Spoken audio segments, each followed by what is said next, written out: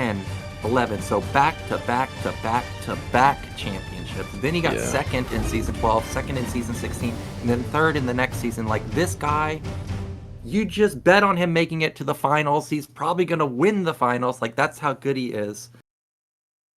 Go on.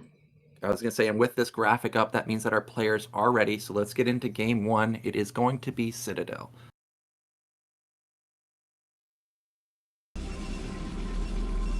Okay, in the top left, we do have our European Protoss. It is Bonyth. And meanwhile, in the bottom right, our Canadian Terran. It is Gypsy. Now, is Bonyth really short, or is he really relaxed? It's one of the two. Well, I guess that's a question for Zero, because I've never met Bonyth, but I think Bonyth is just chilling here, slumped in his chair. Yeah, I mean, carriers don't really require too much micro, I suppose. You know, kind of like click on the Goliath and click away, and then you got to keep them moving so the interceptors don't go back inside. It's really difficult stuff, I guess, on some level. Yeah, really difficult. You should ask Artosis with how difficult he thinks it is. Yeah, I'm sure he'd have a few things to say about that. We have got cross positions, so can you just imagine cross positions, Nexus first into carriers? Yeah, this could be fireworks in there. Could be. You know, I was gonna say I don't think Bonyth is like a 12 Nexus type of guy, no, he's but not. Yeah, that's not gonna be a 12 Nexus, so not gonna get away with something obscene. Now, King Theo here, aka Gypsy, he will 14 CC if he thinks he can get away with it, but versus someone like Bonyth, who is well known for the Zealot micro, I don't think you really want to risk that. I think at most gasless expand could be viable. Yeah. And that's an interesting SCV. I was not expecting the SCV to be sent this early because, this is not OUG. This is not someone where you need to scout the center for 7/7 gate or something. So yeah. I'm curious why this is being scouting so fast. And it is actually going to be gasless, by the way. Yeah, I'm actually curious. Is it he's scouting so fast because he's bunker expanding? Is he just like he wants to know if he's like close positions or not right away?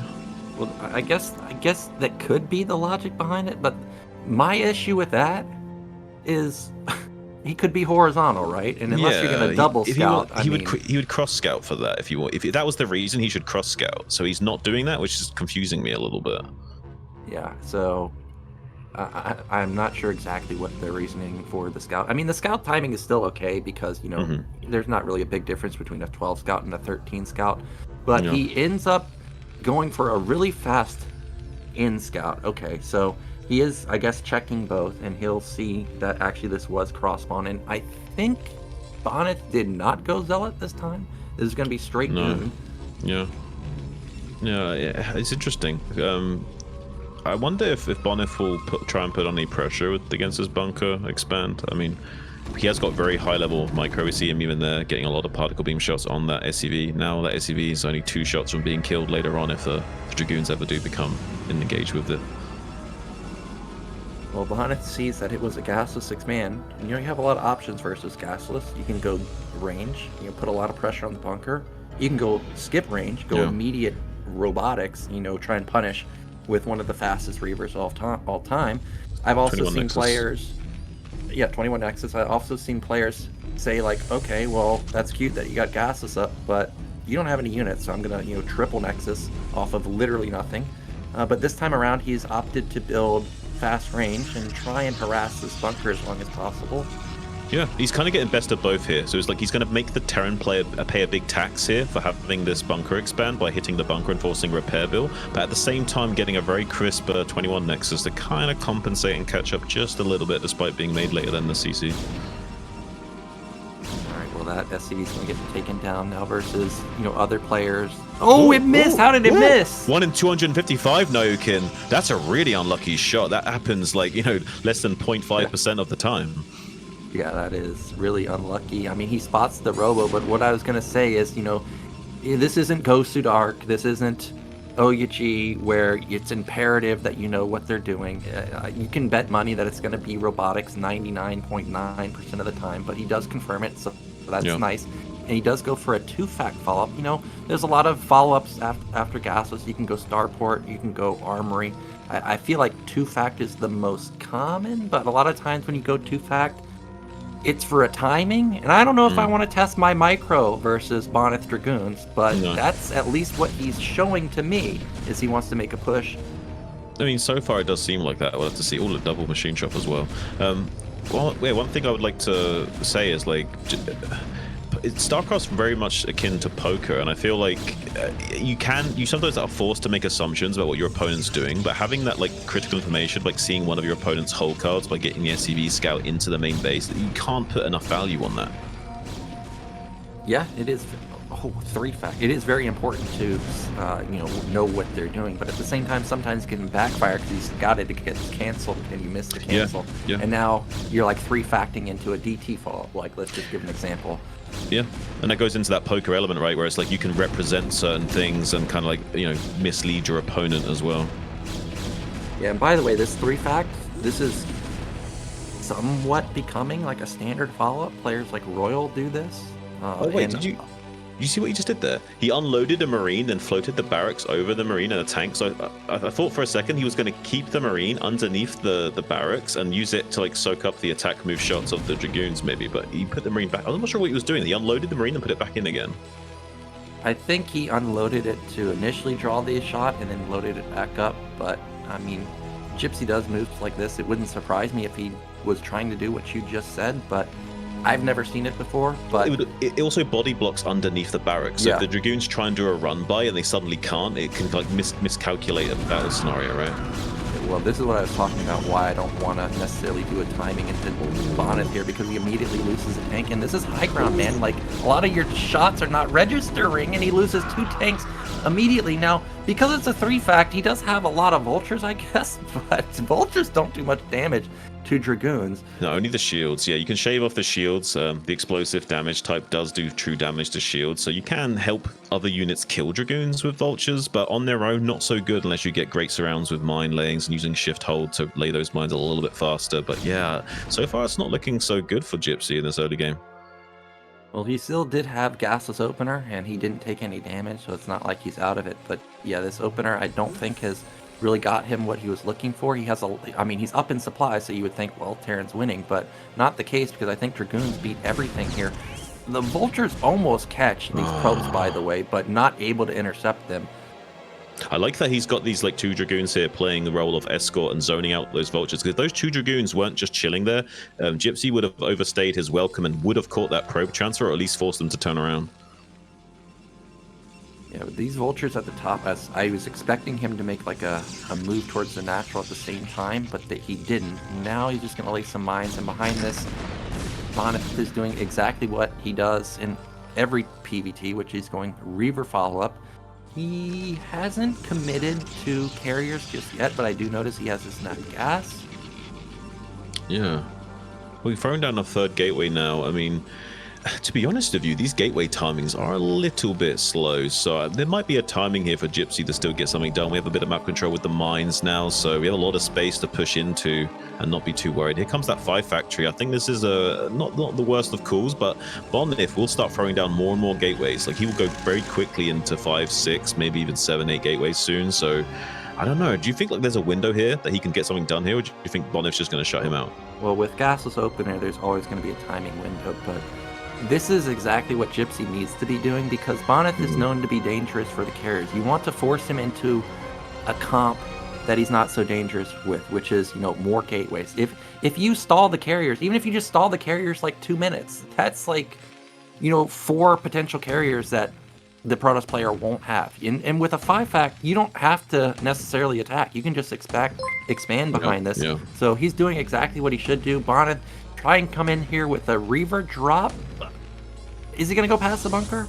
I don't think so. I mean, there is one hex of maneuverability for this shuttle to squeeze through those 2 turrets, I believe, but I don't think he wants to commit to that either, even so. And taking a few shots on that Reaver, actually, taking it down to half HP, so yeah, maybe a little bit too overeager there, Bonyth, so hasn't got as much slowdown potential with that Reaver now. Those are Stargates, I could tell, as soon as yeah, that probe they was are up Stargates. there. Now, the thing is, like I said, is Oh, it's actually It's Temporal Arbiter. Archive, so it looks like it's going to be Arbiter.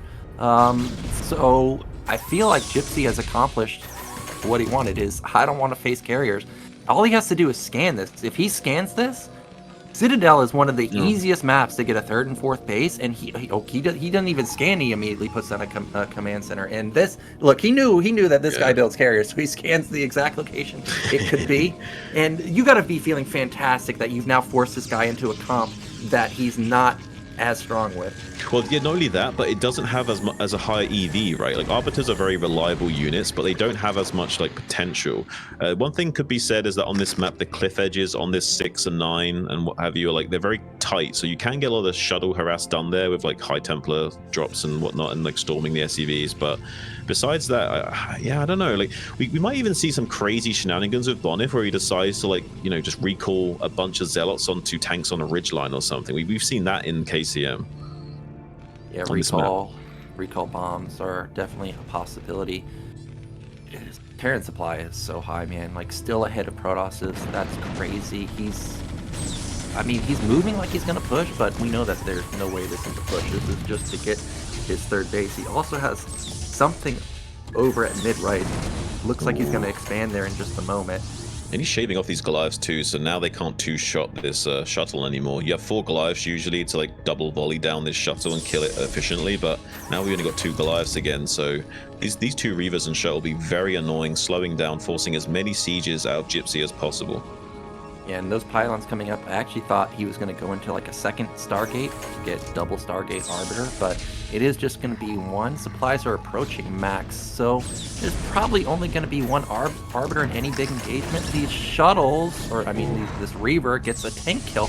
Actually, Gypsy is going farther than I anticipated here. This is kind of interesting. And look at the supplies currently even. Gets the Reaver kill as well, Nyoken. There's a timing here, actually. Gypsy could make a big play for it. If he can get up to this mineral-only area and get up on top of this ridge line and contain the rally point of Bonyth here, like, things could be done. Yeah, also one of the hard parts about Citadel is you can position behind the walls while also attempting to bust the 3rd, for example, here. And how does Protoss engage into that? Especially when Terran's already on 7 fact with a 3rd base coming up. He just now got speed. He doesn't have an Arbor just yet. There's no Templar. This is going to be really hard to stop. However, I still feel like this is very hard to make work. There's no spider mines here is my main issue. Like, if there's a Zealot... Okay, here we go. This is going to be the massive engagement. It all comes down to the Zealots. Can they get on top of the tanks? Yeah, they are spread out really nicely, so if there were storms available, this would be a great setup, but against this pure Zealot Goon, it actually won't favor too well, but Bonyth's going to wisely pull out just before the Zealots dry up so he can maintain a healthy Dragoon count while flooding out additional units from these gateways to reinforce, taking a few additional losses here, but he has thinned out the tanks enough that maybe the pressure that Gypsy was once able to levy onto him, not going to be able to put that same kind of force out and pressure him anymore, and I actually feel this position is going to get broken open. I don't think that this is going to go so well for Gypsy here. Yeah, Terran needs to get the hell out of here. Tactical withdrawal. He won the first fight, I guess, but he's not going to win the second fight. Like, it's not an opinion. It's not going to happen. The Arbiter is going to come out in just a second also. He won the battle, but he might lose the war here, and he's going to take a few extra Scarab shots to these tanks as well. Does manage to avoid getting a double Scarab connection on that tank and thinning that out, but yeah, this position's looking a little bit weak, and even some mines on top of these tanks, so I feel like a Zealot Bomb also would be a big play here. Well, there's the Arbiter, and of course it was going to be Mass Stargate as a follow-up, so it's going to be Arbiter opener into carriers, and that can definitely work. Okay, he retreats at the right time. Right when the Arbiter popped out, he retreats. He needed to get the hell out of here because this army was about to get obliterated. So smart move from King Theo here, and behind this he's got his mineral only coming up at the same time. And look at this, with Bonyth's distracted by this, like, he's kept all his Dragoons in position, like still worried about the threat of a Terran push, and that means he's like been really inefficient in how he's like dealt with this like little vulture pressure at 9 as well. So he shaved off a few Zealots as well. He's kind of evening out the supply imbalance. So yeah, Gypsy like looking okay right now. He needs to make sure he doesn't lose these 2 tanks for free though. That's a little bit of annoyance there. Losing any tanks for free is not really going to make you a happy camper here in this matchup. And there's a little bit of a macro slip with Gypsy here, whether it's he didn't build units or he doesn't have enough add-ons. Yeah, but no 2K1, yeah, he needs a lot of tanks here. You really need to have them to deal with the arbiters, you know, the mass stasis and stuff like that. But Bonyth, even though he's going carriers as a mix-up here, he's maxed out, so he can't be building carriers just yet. And all Gypsy has to do is scan and realize, like, hey, this guy, he's going to try and sack supply and then switch into carriers, and then I need to just immediately counter and run him over. But if he doesn't do that and, like, he just trades and sits, well, then it's going to start getting scary as the carrier count gets higher and higher. Yeah, I mean, if you get to a point where you've not only got a carrier fleet, but you've also got a ground army to support it, that's a really nightmarish situation for Terran to be in, because then you've got to worry about all your Goliaths getting stormed out, and you still have to make vultures and tanks, and you can't have that critical swell of Goliaths to deal with the carriers. And then if you can't, like, play whack-a-mole with the expansions, you don't even have the win condition of killing interceptors. It just becomes nightmarish. Well, Gypsy's in a tricky position because he scanned the carriers. He went for 1-1 into expansions, so he's clearly waiting for 2-2. But if he waits for 2-2, he risks Protoss having 8 carriers plus arbiter. Yeah. And that's not a scenario you want to be in. So he needs to go do something right now, and here he comes. This is a massive army, tons of vultures, tons of tanks, not that many Goliaths right now, but he doesn't need them at the moment. But he does need to have reinforcements be pure Goliaths. Yeah, we see scans going down at the middle-only location, making sure he's got a key a read on exactly where the Protoss army is positioned as he's moving out, so he knows how much space he can take for free before he needs to start siege pushing and splitting up these tanks to mitigate the potential of sonic storms and status becoming too relevant. Look at these Reapers. Like, they're getting tons of damage onto the vultures, but this army is huge. Like, this cannot be stopped by Protoss's ground army. This is why you just... He has 4 Reavers, by the way. Why is there a second Reaver over there? This is crazy. He's trying to play a little bit like Snow here, but it might come back to bite him. There's a lot of tanks, but he's sieging up all the tanks at the last second, and that's not going to help him out here. A huge flood of Zealots from the western threshold, trying to get move commands onto those tanks to help thin them out. And there's enough Dragoons left over to try and deal with this big stasis on 3 of those tanks, but there's enough of a deep tank line here to really force the Protoss back. So it actually looks like Gypsy is coming ahead right now. He's going to get the kill on this mineral only potentially, but here come the carriers. 4 out. There's going to be another 4 on the way. So if he can somehow get enough Goliaths over here so he can start to overpower these carriers, maybe he could win this game, but I don't know if he has the timing here. He's going to push really fast, Nyoken.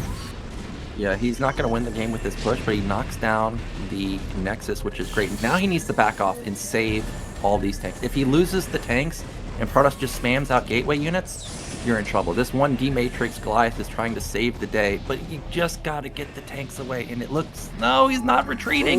Get out of there, man.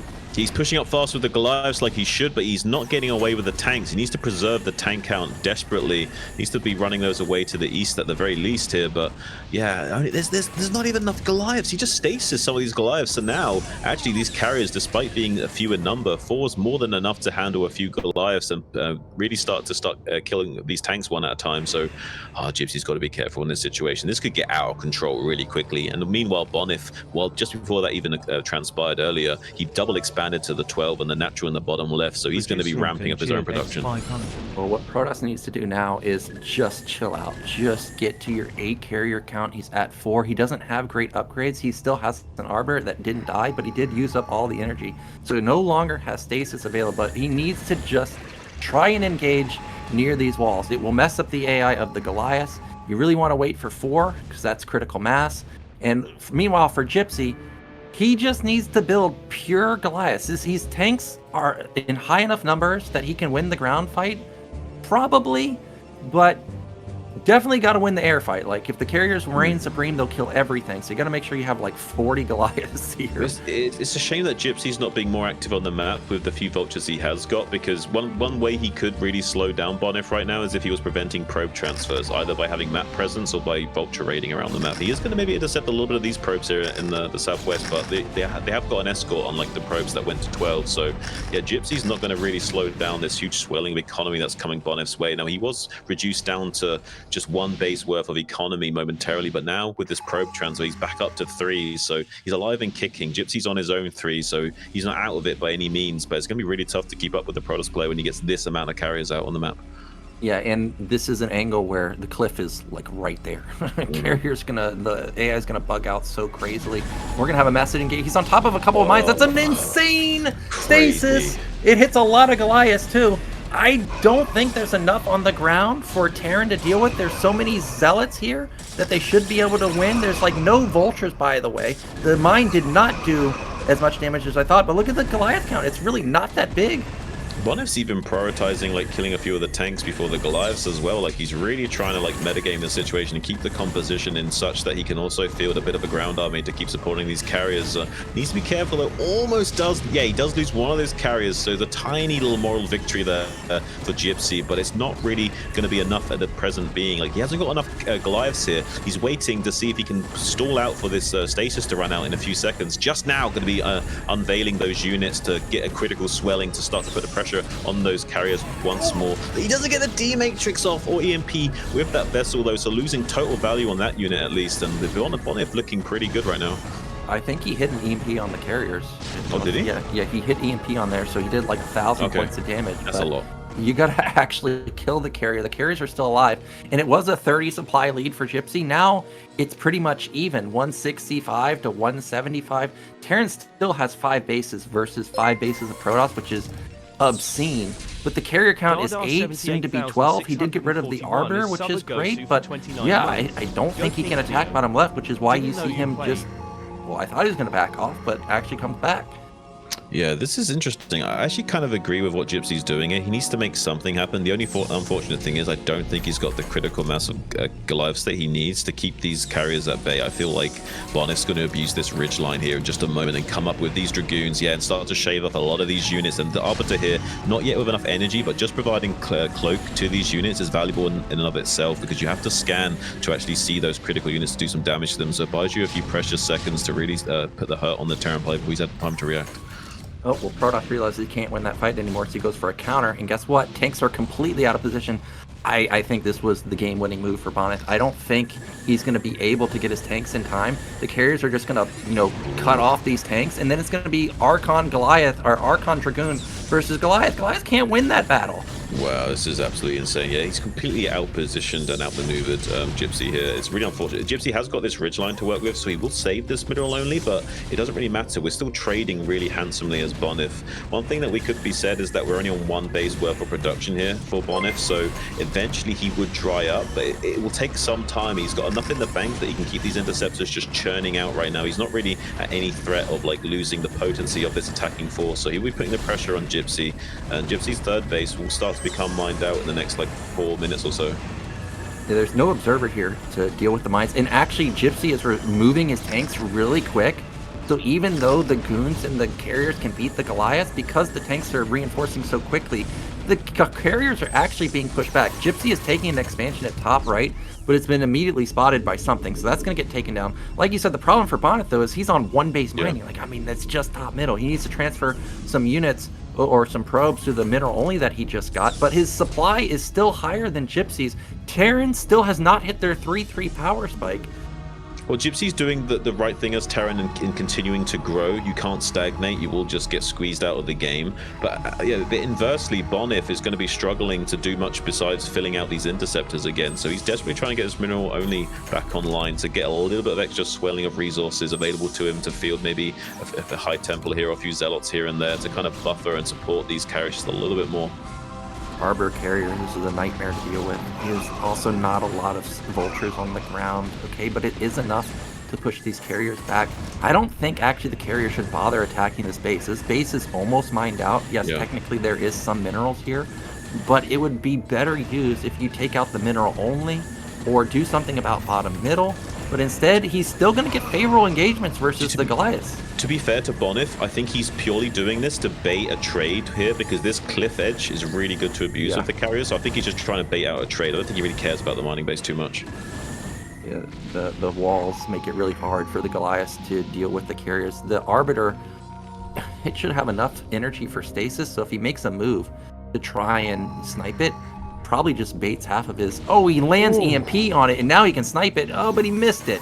No, unfortunate there, but the EMP is still valuable in of itself. That will stop a stasis coming down in the coming moments, which could be critical. Like stasising like 5 or 6 Goliaths in one big clump can be like, battle winning. So needs to be careful. It does lose that science vessel very quickly to those interceptors, though, keeping those carriers moving and doing a lot of damage to these tanks, shaving them off before even a chance to engage with this large Dragoon swelling on the western flank here. This is such a tense game. You can see that the gas is extremely low for Gypsy right now, despite having, what, 4 gas income? He's really struggling because the Goliaths and the tanks are just so expensive. Meanwhile, he's microing vultures at the top side. However, the real battle is these carriers in the center. I think this mid-right base is so mined out now that he can just give it up, just transfer over there to bottom left as it's completed now. But Bonyth relentlessly trying to deal with this base. There's so many Goliaths out now, but yeah, snipe it. Oh, he gets the Arbiter. He has 3-2 on these Goliaths, so he has fairly okay upgrades. Doesn't quite have that +3 armor to really make this soak up enough damage to be a much more meaty army, but is fighting back and killing a lot of these interceptors as well. If he can keep this going and forcing Bonyth to bleed out his resources and be unable to field a strong contingency with supporting these carriers, because all of his minerals are going to be going into interceptors right now, so we're not going to be seeing any other supporting units coming out. No more supporting acts, just the main character of the carriers here. And if he can't field enough, look, he's not even able to get max interceptors on these carriers at the moment. He's struggling.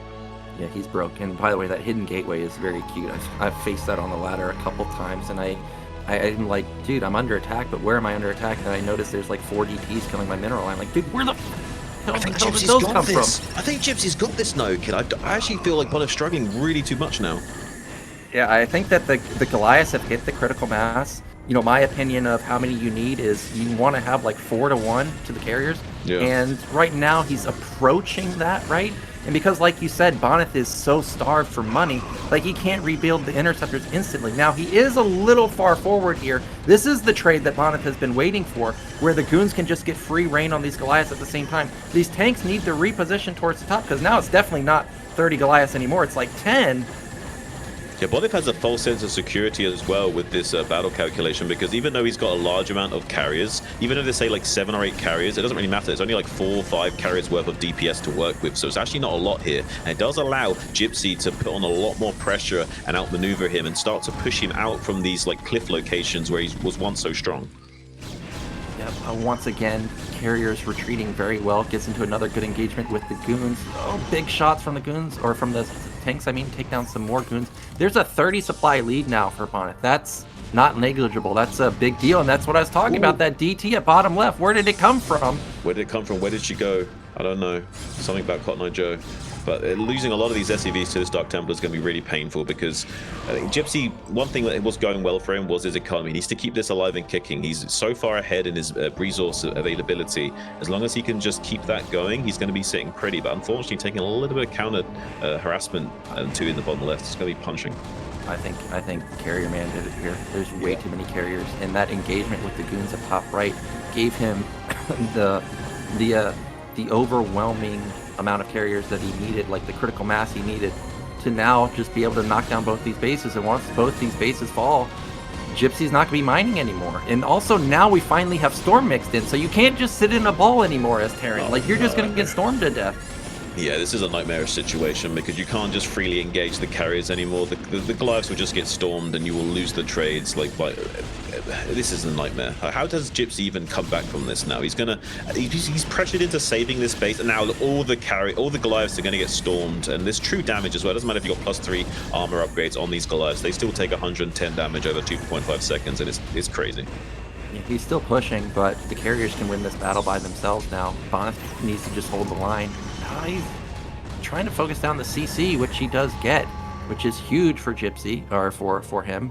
We have these here. The one thing that's going for Gypsy is that we have these units pinned in the bottom left now. So if the carriers now go out onto the map, we can clear up these Dragoons for free. So that's one small little compensation maybe, but I don't know, like, Gypsy needs to come in here and keep the carriers pinned down, I think, at the very least, by clearing up these units, and that will force the carriers to stay here. Maybe we can get a favorable trade. It's possible. Oh, the carriers, why are you here? I feel like these 5 goons are not that important, but he's going to try and save them. Yeah, I don't think Bonyth should try and save this. I think like this is one of the ways that Gypsy could win the game, is if the carriers are caught out of position trying to save them right now. Yeah, just like that. He found carriers, but again, it's just, there's so many of them, you can't split DPS, because if you do, all they do is just get injured, and injured carriers, they don't care. They need to actually die. And you look at that one right there. It's 2-shottable, but he can't get the killing blow. And Nyoken, how much damage does a 1 HP carrier do? 1 million. Never-ending damage. I think it does the same amount of damage it usually does, right? Yeah, it does the same amount. just, oh my gosh, like, it is so frustrating to deal with carriers over. Now he has an arbor, so now you can't even see him. Yeah. I mean, wait. Carriers, they're like, are they the second, third, or fourth highest DPS unit? They're the first. No, They're Reaver's the the highest. first. Reaver's the first. Reaver's the first. Yeah. Well, I don't know exactly what they are, but it's up there. It's got to be up there. Oh, here we go. Interception.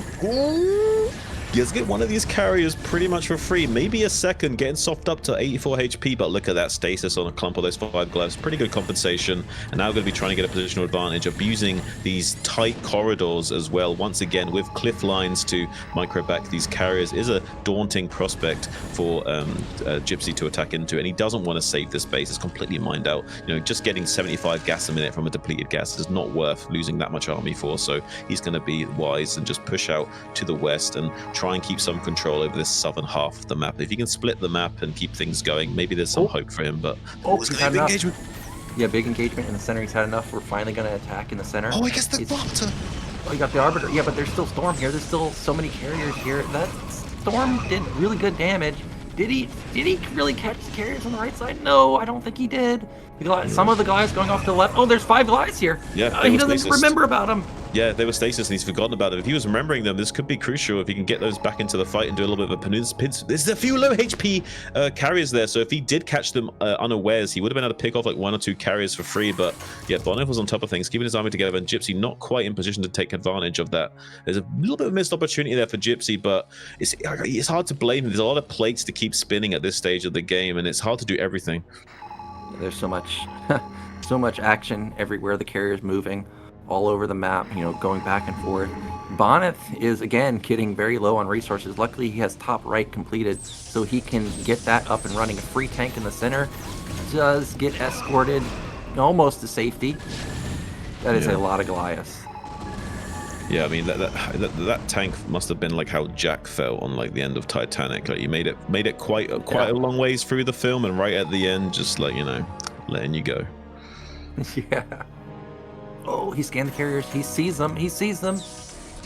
No interception just yet. Oh, yeah, needs to be really careful. Yeah, these carriers are being way too ballsy, if you ask me. Like, just one small misstep is all it will take for the tempo to go Gypsy's way here. Well, the thing is these carriers can come in to bottom left and snipe bottom left immediately and then just leave. What's Terran going to do? Counter mid left, which is already mined out? Like, that doesn't matter. Counter the mineral only, that's mined out. That doesn't matter. So, yeah, okay, there he goes. This is exactly what he should do. Snipe that command center and then just get out of there. He's also got 2 High Templars just chilling in the back there. So if the Goliaths do come in here to fight these, look at these 2 High Templars can get so much damage done here. He's not going to expect these 2 High Templars being here. Yeah, he's going to wonder where the hell they came from. He can't see over this ridgeline until he's stepping here. Yeah, this is a very tiny position also. Oh, that was decent, but he probably has 2 or 3 more available. Another good one. Oh, he got a carrier. Yeah, you got a carrier. He had sniped a couple of these carriers off, but he's not getting that kind of damage that he would like to. The one thing I'd like to point out is these ridge lines, he can't actually see over that high ground without stepping onto it. So he didn't see those High Templars until the Goliath was actually on there. Yeah.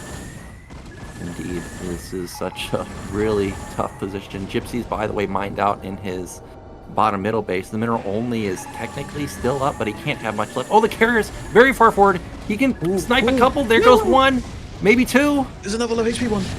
Oh, it's so low. 25 HP. That's 19 kills. It needs to be taught a lesson. He's not able to do so. Autosis is seething watching this right now. Oh, and even though supplies, I think, could have won like 180 to 140, but top right is half of Gypsy's army, and he's going to kill top right, but he's going to lose everything at bottom middle. He's walking through storm, so he's going to clean up this base in top right, but at cost, and there's not enough swelling of Goliaths to fight this anymore. Now he's going to lose this blast mining beacon of hope in the bottom left. Gypsy knows he's in trouble right now. He's against the ropes. He doesn't know the exact game state, but he's probably pretty salty right now, because this is not a fun position to be in as Terran at all. Yeah, there's not enough Goliaths now to win any air battle. The ground probably just wins the game outright by themselves. So this is going to be Bonyth taking game 1 unless there's some miraculous snipe onto the carriers, which we haven't seen for the past 20 minutes. I mean, Bonyth always is able to do this. It doesn't matter how scrappy the game gets, how few minerals are left on the field. He's always able to like use the last few units he's got left to make it work. He's so comfortable about doing it. He's done this 1,000 times on the ladder. It doesn't. I've seen some of his games against other S-rank Terrans, and he's always like having these really scrappy, low economy situations in the late game phase, but he seems to navigate it so well. Yeah, it's really hard to deal with somebody that's really good with carriers. Like, they're just always so cost effective. Like, you get 27 kills. Wow. Those are not 27 SCV kills. No. Those are Goliaths. That's like, even if they're only Goliaths, right? That's 2,700 minerals and 1,350 gas. And those units do not cost that much, so yeah, pretty high rate of return. You could say these were a wise investment here. I mean, you know, he's going to have diamond hands. He's not going to be trading anytime soon. He's going to be wanting to get even more money for his investment here. And look how much damage is done to this Terran position with just a little bit of micro here. And that's the argument for carriers, right? Just a few right clicks and your entire army just evaporates. GG finally going to be called by Gypsy. Big momentum swing going already in a Bonyth's way. And how do you deal with a Chad Protoss that's already got the momentum behind him? Yeah, it's going to be really tough. You got him into the comp that you wanted, which was Gateways plus Arbiter. You got away with Gases Expand, took no damage, right? Like, the Reavers didn't do anything. You got into 4 bases. You even got 5th base without it being harassed at all, and it still didn't matter. So this is going to be really tough for Game 2 and Game 3. I'm trying to look at the map picks because I was thinking, well, maybe Bonyth picks Citadel and, you know, maybe we get Gypsy's map pick, but that's not the case. Citadel was Gypsy's pick. Now we're going into Dark Origin, one of the hardest maps for Terrans to deal with. So if he goes down 0-2, I don't know about reverse sweeping one of the best in BSL. Yeah, I don't know. I'm not feeling it. I'm feeling like it's going to be Bonyth victory here, but I honestly would like to see Gypsy win. Like, Bonyth is probably the favorite, right? And I'm going to be rooting for the underdog here. I think that Gypsy definitely has a shot here, but it's really hard. Dark Origin, you know, Gypsy watches a lot of pro games and implements a lot of the pro counters that he sees on Dark Origin and Blitz, and with there being two-player maps in the map pool, you got a lot of experience on this. Yeah. But Dark Origin, I mean, it's hard, man. It's really hard from the get-go, especially if the guy's going to counter you with just going 3 Nexus carriers, and you're going to get gas stolen from the beginning, so it's already just a weird game. And getting over those bridges is already a bit of an issue, right? Yeah, like the bridges, like they just sit there with a Reaver or Goons, and you're coming out like 1 tank at a time or whatever. It's a nightmare. So yeah. I have a feeling that we may just see straight carriers this time, but he's going to have to do something so he can get map presence, because if he doesn't get map presence, he's just going to get starved out on 3 bases. Do you think 5 factory is the answer here? Just go straight up 5 fact and like hope we don't take too much damage in the early game with the gas steal and what have you? Well, you can try 5 fact, but remember, he did Gas's 5 fact. You remember he did move across the map? He was in such a good game state as well. Yeah. The Reavers... Yeah, I was going to say, even the game state actually was really favoring Gypsy. It's just that the Reavers did so much job in slowing him down and forcing so many sieges and like getting so many valuable trades on whittling down that tank count early on. Yeah, it's really, really tough to deal with somebody that's good with Reavers because they slow you down so hard. Maybe if he tries something like a 5 fact into a 7 fact, right? And then you have an overwhelming amount of stuff. And if the guy goes carriers, I mean... he's probably dead, but... I think Amihu's style here is probably called for sure. We'll see what he comes up with. One thing that I did notice that Bonyth didn't do often was, like, as Terran was moving, he didn't like counterattack or act like he was going to counter. He kind of just dealt with the army head on. Some of the hardest things to deal with from Protoss is when you make a move as Terran and they just immediately counter you. So I guess, what I'm saying is, if you go for a 7 fact, you know this Protoss guy is gonna try and fight you head on. And generally, Terran has a good engagement when they open with 7 fact. So maybe that's the option. We'll see as we get into Game 2 between Bonyth and Gypsy.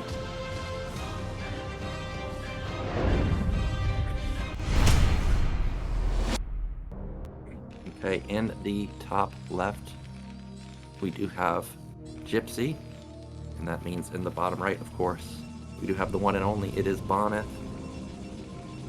Hey, Gypsy's such a cool name. Like, it makes me think of that film Pacific Rim. I think the big robot that they were fighting in was called Gypsy. Was it? Yeah. I haven't seen that movie. I'm not a movie guy, so any movie reference you make, I probably have you no go idea. Right over your head. Okay, yeah.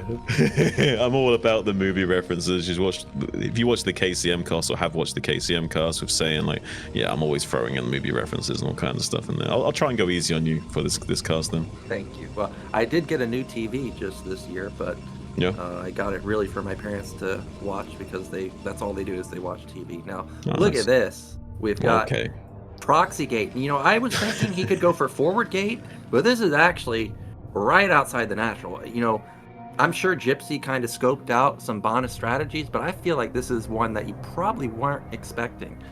Yeah, I mean, you have to. The one way you can deal with this if you do scout it early is you can obviously pull the SCVs and kill it with 5, 6 or so SCVs. But one thing the Protoss player can also do is pull another 2 or so probes and then bully the SCVs off of killing the gateway, and then you're in a real bad situation because you pulled SCVs to kill this gateway and now you don't kill the gateway. So there's lots of crazy shenanigans we can see here.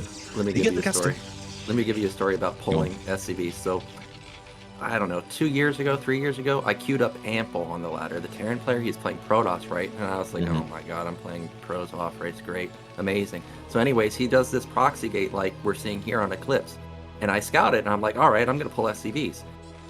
Well, he saw me pull SCVs, and he pulled probes. So we had an SCV versus probe battle, but I also have to deal with the gateway. So you got to make a decision. Am I killing the gate or am I losing all my SCVs? So I didn't either. I didn't kill the gate and I didn't kill the probes. The Zealot got out and I just immediately left. I was like, that's fantastic.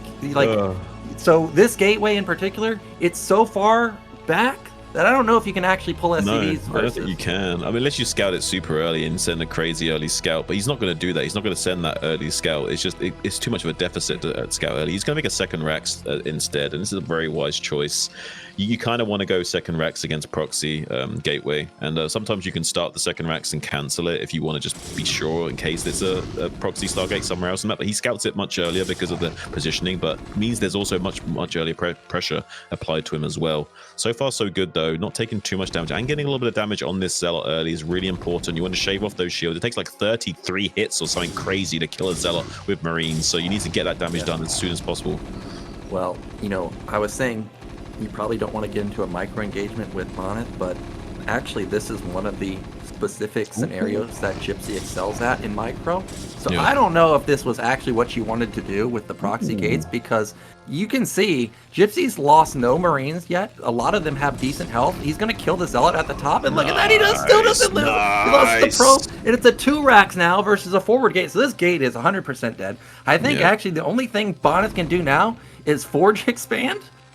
But that's going to give complete map control to Gypsy. He'll be able to expand immediately. There's another Zealot gone. Ooh, needs to be careful though. These Marines are dangerously low. He needs to be able to be consistent. Oh, he's just barely going to get away. Needs to be careful. Has lost quite a few of these Marines, which means that a push timing is a little bit slower in killing this gateway. But it doesn't matter. He's going to be doing the light response of 2 SCVs on gas to kill that. So we get a reasonable gas timing. So we won't be too far behind the ebb and flow of the game, while at the same time being able to put on a bit of pressure with a strong Marine presence early on. Well, one thing I did notice is that the SCV did get taken out. So I'm not sure if it actually scouted Bonyth or if it died on the gateway. So he may be unaware of what he's facing. Like, does he know that it's a Nexus with a Forge? I think it's a Forge, by the way. It died on a gateway, I think, while he was distracted microing the main.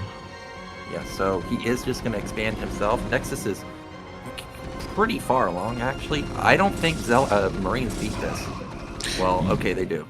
No, I think actually he's hit a critical timing with he microed so well in the main base. There was also some beautiful SCV blocking to prevent the Zealot from getting away, so he took a lot of extra damage onto these Zealots that he shouldn't have done. So now we can unpower this gateway and put a really strong map presence, and there's not a second cannon. I mean, can you get away with just one cannon for this long? Yeah, cannons obliterate. I mean, he's 2, right? He can't just get one forever.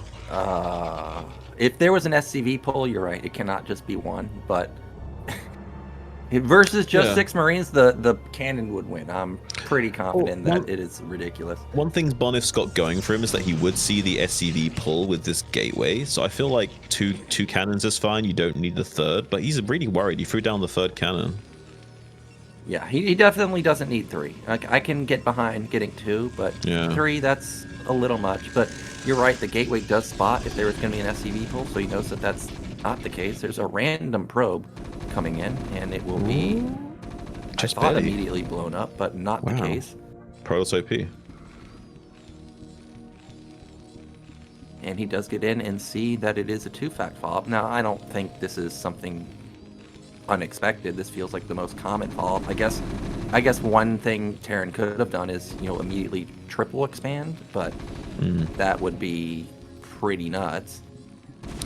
I mean, you sometimes see, like, say, for example, like a mine, early mines into fast third CC. You can play like that. And with an investment into 3 cannons, there's a little bit of catch-up potential here, I feel. I mean, that's a potential gateway that was wasted. You only need 2 cannons here, so yeah, I mean, maybe there's some room for greed or, like, a bit of a shenanigan with a very strong timing here, but looks like he's kind of doing a little bit of a half measure so far. I haven't seen the kind of response out of Gypsy that I would like to see just yet, but maybe he's got a little bit of a surprise for us.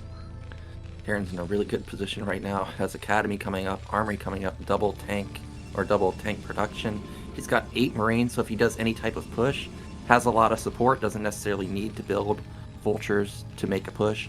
And Protoss should go straight Reaver, just because he needs something to deal with a push, but is most likely going to go Observer. Well, Terran is optimized, right? We've got Academy, Armory, and no eBay, which is like about as optimal as it gets. So I don't know. I feel like Gypsy's probably in a much better game state than he was in the early game in game number 1 with the bunker expand.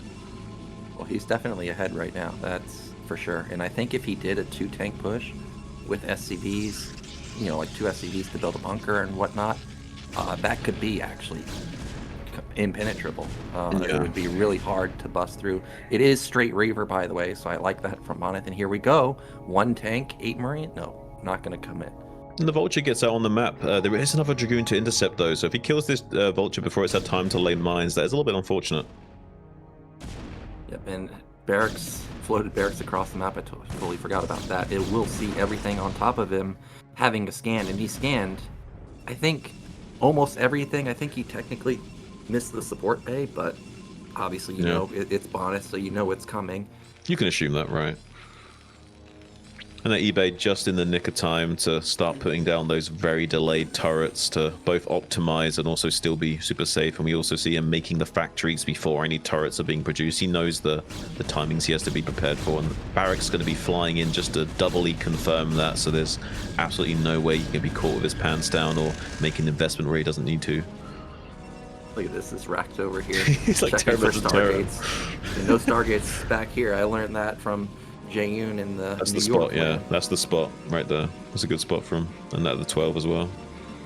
The Racks also spotted that there's no third base, so once again, he forced this guy to build multiple gateways, go Reaver, have a delayed third base, has 3 cannons. Protoss, by the way, has a funky overall build in the sense that I saw his forge spinning. And genuinely, if you're gonna rush upgrades like this, you should go +2/+1, because +2/+1 is actually really freaking good for Protoss. But I don't think Bonyth is the type of player to make that move. But that would be a really good follow-up if he does go something like 8-gate Storm with those types of upgrades. Well, it used to be the meta back in the day that you'd rush just pure weapons and go right into +3, and that's all you cared about as Protoss. But we do see a lot of shifts in like how upgrades are prioritized. Like in PvZ, for example, we now see Protoss just getting that 1 attack and straight into 2 armor instead. But look at this Reaver play in the main base. Going to be taking a big clump of Marines. 7 Marines going down to just 1 single Scarab. 15 minerals for 7 Marines is an absolutely insane trade. Then he gets a tank. Wow. He might get the turret also. Is Bonyth the European Snow?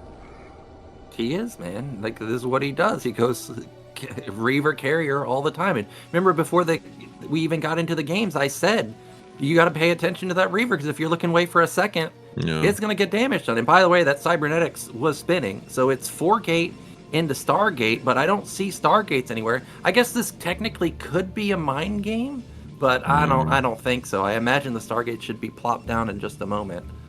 I mean, I really do feel like some of the European guys just like have a different kind of fundamental understanding of the game. Like Bonyth's the kind of guy, like for example, to like make probes non-stop while he's like controlling his units, but be happy to just have like 5 idle probes. Like he knows that it's more important to make the probes than to like go and tell them to mine. Like there's certain fundamental things that he understands about the game, which just seem to give him that little bit of edge. And Flash is the same way also. There's a lot of games you watch where he's multitasking like 8 different things, and he come back to his command center, he's got literally 10 SCVs sitting there. I'm like, Jesus Christ, man, no wonder you have so much money. It's because you never miss an SCV ever. Yeah, now, he does. Yeah. I was gonna say, he doesn't waste the production time, which is the critical thing. Like every second a building isn't spinning is wasted production. Well, by the way, Bonyth should be mega dead here. He's going into carriers off of a low gateway count, and he did not contain the bridges at all. And Gypsy scanned it. So now, even if he transitions into like mass gates, it's too late. It's a 6 fact, by the way. So this is a massive opportunity for Gypsy to just kill the third base. Gypsy's already overcome the biggest hurdle on this map, which is these bridges and pushing out onto them. He's got control over those bridges now. And having control of the center means that there's no easy 4th base for the Protoss player, because you can hit the 4th base on this little high ground on the right here from the low ground with the tank. So the center control is so important on Dark Origin. And you lost the shuttle and the Reaver, and this might actually trigger. I was gonna say this might actually trigger GG if he had committed there, because there's no way this army can be stopped. Remember, also what I was saying is Bonyth is not someone that like loops around and makes it weird. He's just content trying to stop the army, but this army can't be stopped. It just cannot happen. There's way too many tanks. There's way too much production, and unfortunately, this is in the middle of a carrier switch. Although Gypsy's pushing so slow that the slugging Reaver is somehow managing to get out with its life, which is a little bit surprising to me, but it doesn't really matter. Gypsy's still now going to seize control over these 3 bridges to the south, and now he's going to get on top of Bonyth in a dangerous way. There's no Storm to deal with this army, and just 1 Reaver's not going to cut it, I don't think. Yep, and this is what players like to do, is they send 1 tank forward. Yes, it gets sacked, but look, he lost 6 goons for that trade. It's just crazy how much value you can get making moves like this. This Reaver's gonna... I thought it was gonna get popped, but hello, shuttle out of nowhere. Ooh, we actually got the Goliath and the tank. Okay, and getting that other tank as well, so getting a lot of value out of these few units he has got available. Look at these big amount of mines just getting laid in the face of this Reaver. Can't pick it up, shuttle gets taken down. Reaver also buying the dust, 225 damage off the splash of those mines, and now... look at Gypsy just going to start tightening the noose on Bonyth, laying down the mines, going to start tentatively pushing across these bridges now that he's got this mine set up. Buys him the time that he needs to shuffle over these tanks. Yep, now that he's on the 3rd base, this is going to die. Cannon can't save him. Stargates, I mean, they probably just started carriers, so there's no chance of, carriers anytime soon. He's already at the natural basically, so he can move over here. Also, by the time carriers get out, both bases are probably going to be blown up. So I expect to see GG maybe within the next minute or so, because there's just, I mean, it's Goon Reaver into fortified tanks, plus mines, plus Goliaths, plus SCVs here to build turrets. I mean, there's technically a timing with these carriers, but honestly, it's like a light at the end of a very long, dark tunnel, and I don't think he's going to be able to crawl his way to that light. I think he's going to be snuffed out way before he gets to the end of that tunnel, Nyoken. Yeah, I think his only hope here is to try and hope that a shuttle bomb clears out, like right there. Shuttle bomb right there, and try and pray a Zealot triggers all those mines and blows everything out. Because he needs to blow everything up here to even have a chance. Terran's up 25 supply with a 3rd base coming up. Still no carriers out. But he doesn't have an observer to spot where the mines are located, so you'll have to kind of gamble a little bit on trading this off. Has a few Zealots popping out of the gateways just now, ready to go for a little bit of a bust timing, maybe. See if he can break out and kill enough of this force. But look how strong this Terran siege line looks. I don't think he's going to be successful in breaking out here, Nyoken. No chance. You gotta go. You can't wait for the carriers. You're gonna lose everything if you wait. If Reaver comes out, I mean, he gets off a shot, but now, I mean, look, the tanks are in range of the probes, so either the Nexus is gonna die or all the probes are gonna die. And here we go. This is the desperation move. Gypsy cleared out the mines preemptively. Reaver unloads, does good damage, but there's just still so many tanks behind it. He's up 50 supply, and this has gotta be it.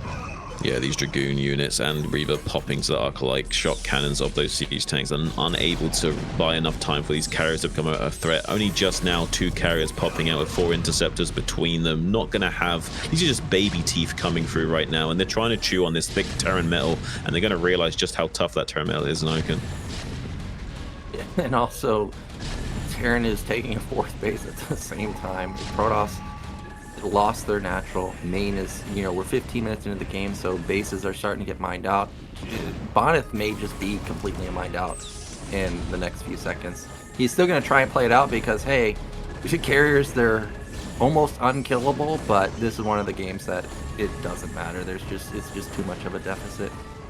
Yeah, I mean, he has killed a few of the units and bought a tiny bit of time, but it's going to be like a death by 1,000 cuts at this rate. Like, eventually he'll be squeezed out of this game. He will not be able to get to the critical mass of carriers we saw in game number 1. This is a totally different game state where he's going to be completely bled dry here. GG finally called from Bonyth. A little bit stubborn in that GG time, but I can't necessarily fault him in this tournament life.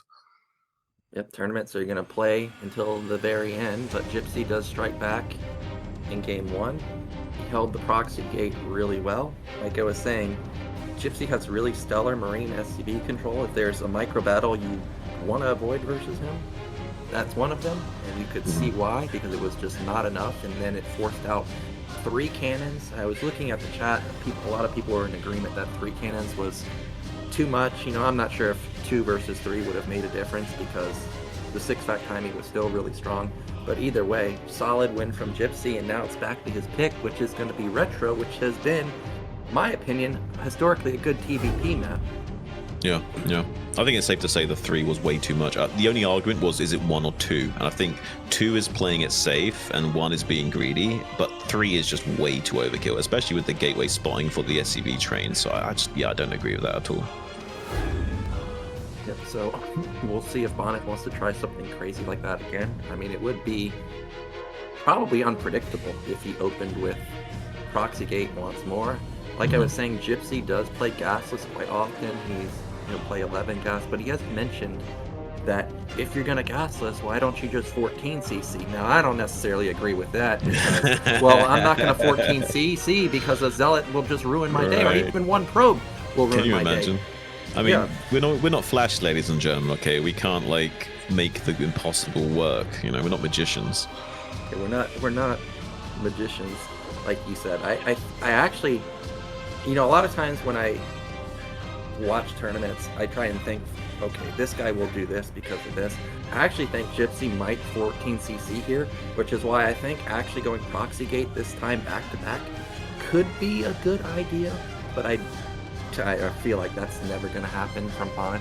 I also was looking at chat to see if anybody had seen Bonyth 12 Nexus before, and when I had made that comment, a lot of people had said he doesn't ever 12 Nexus. So let's be honest now. If you're as confident, as skilled, and as experienced as Bonyth, you probably don't feel like you need to 12 Nexus to win. I mean, that's true, but it does make you, you know, more hard to read, right? So I think 12 Nexus here could be good. Proxy Gate could be good because I do think Gypsy's going to do something greedy here. I could be completely wrong. I mean, maybe he 10-10-10s and all ins, right? But, yeah, or 2-fact. Yeah, who knows? But 2-fact is so weak. if he 2-fact, I'm going to call him up on Discord immediately. And ask him if he's feeling okay. Yeah, I'm going to be like, what are you doing? Yeah, are you feeling okay? like you want to talk about it, my guy? Yeah, it's like, I don't care if Royal did it or Light did it. This is a 2-fact, man. Yeah, you may think you're Light Junior or Royal Junior, but these builds, they just don't work. Unless you've got perfect execution and it's based, and the only reason you're doing it is purely for mind game reasons, it's not a good call. Yeah, mind game. I'm channeling my inner Sulky here, where I just go down 2 games and then I bring it back, you know, to win every series that I play in. Yeah, there's not a lot in the Terran arsenal to do early game shenanigans without pulling the boys, but it looks like both players are going to be ready. So we'll be going into a retro here on the game number 3.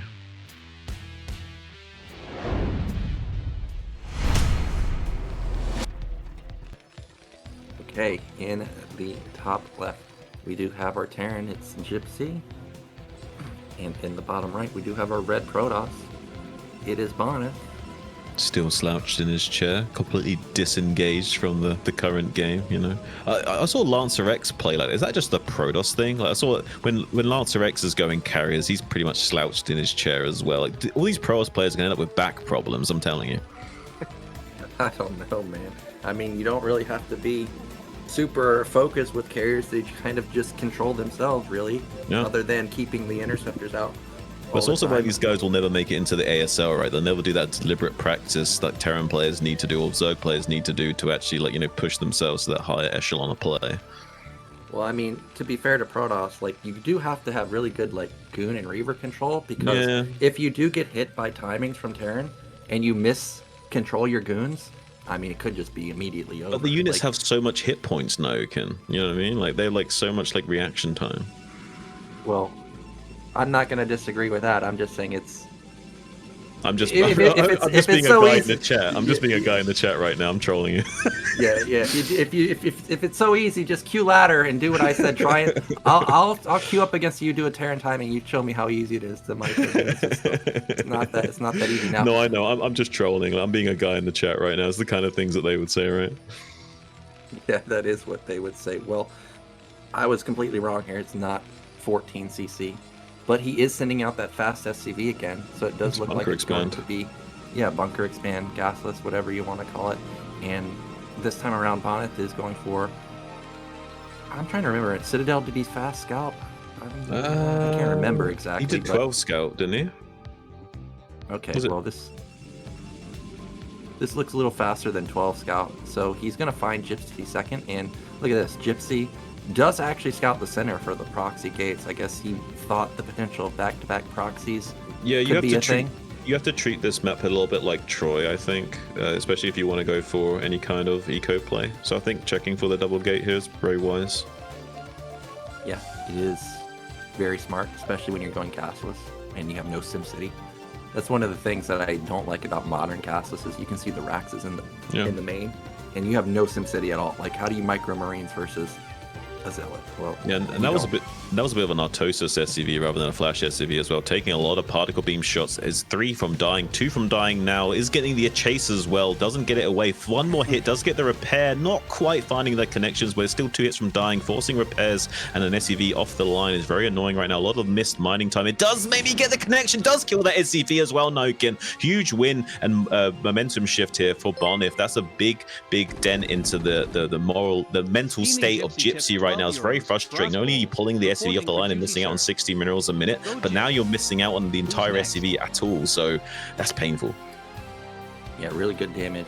And it's funny you mentioned the Flash SCV. That's one of the first things I noticed about Flash is it's like you try and imitate him, but whenever you get harassed, your SCVs are not like his. They're always on the right side for some reason. It's like, well, I can't even imitate you because literally every game luck is on your side. So now Gypsy's in massive trouble. He's going to lose a second SCV almost.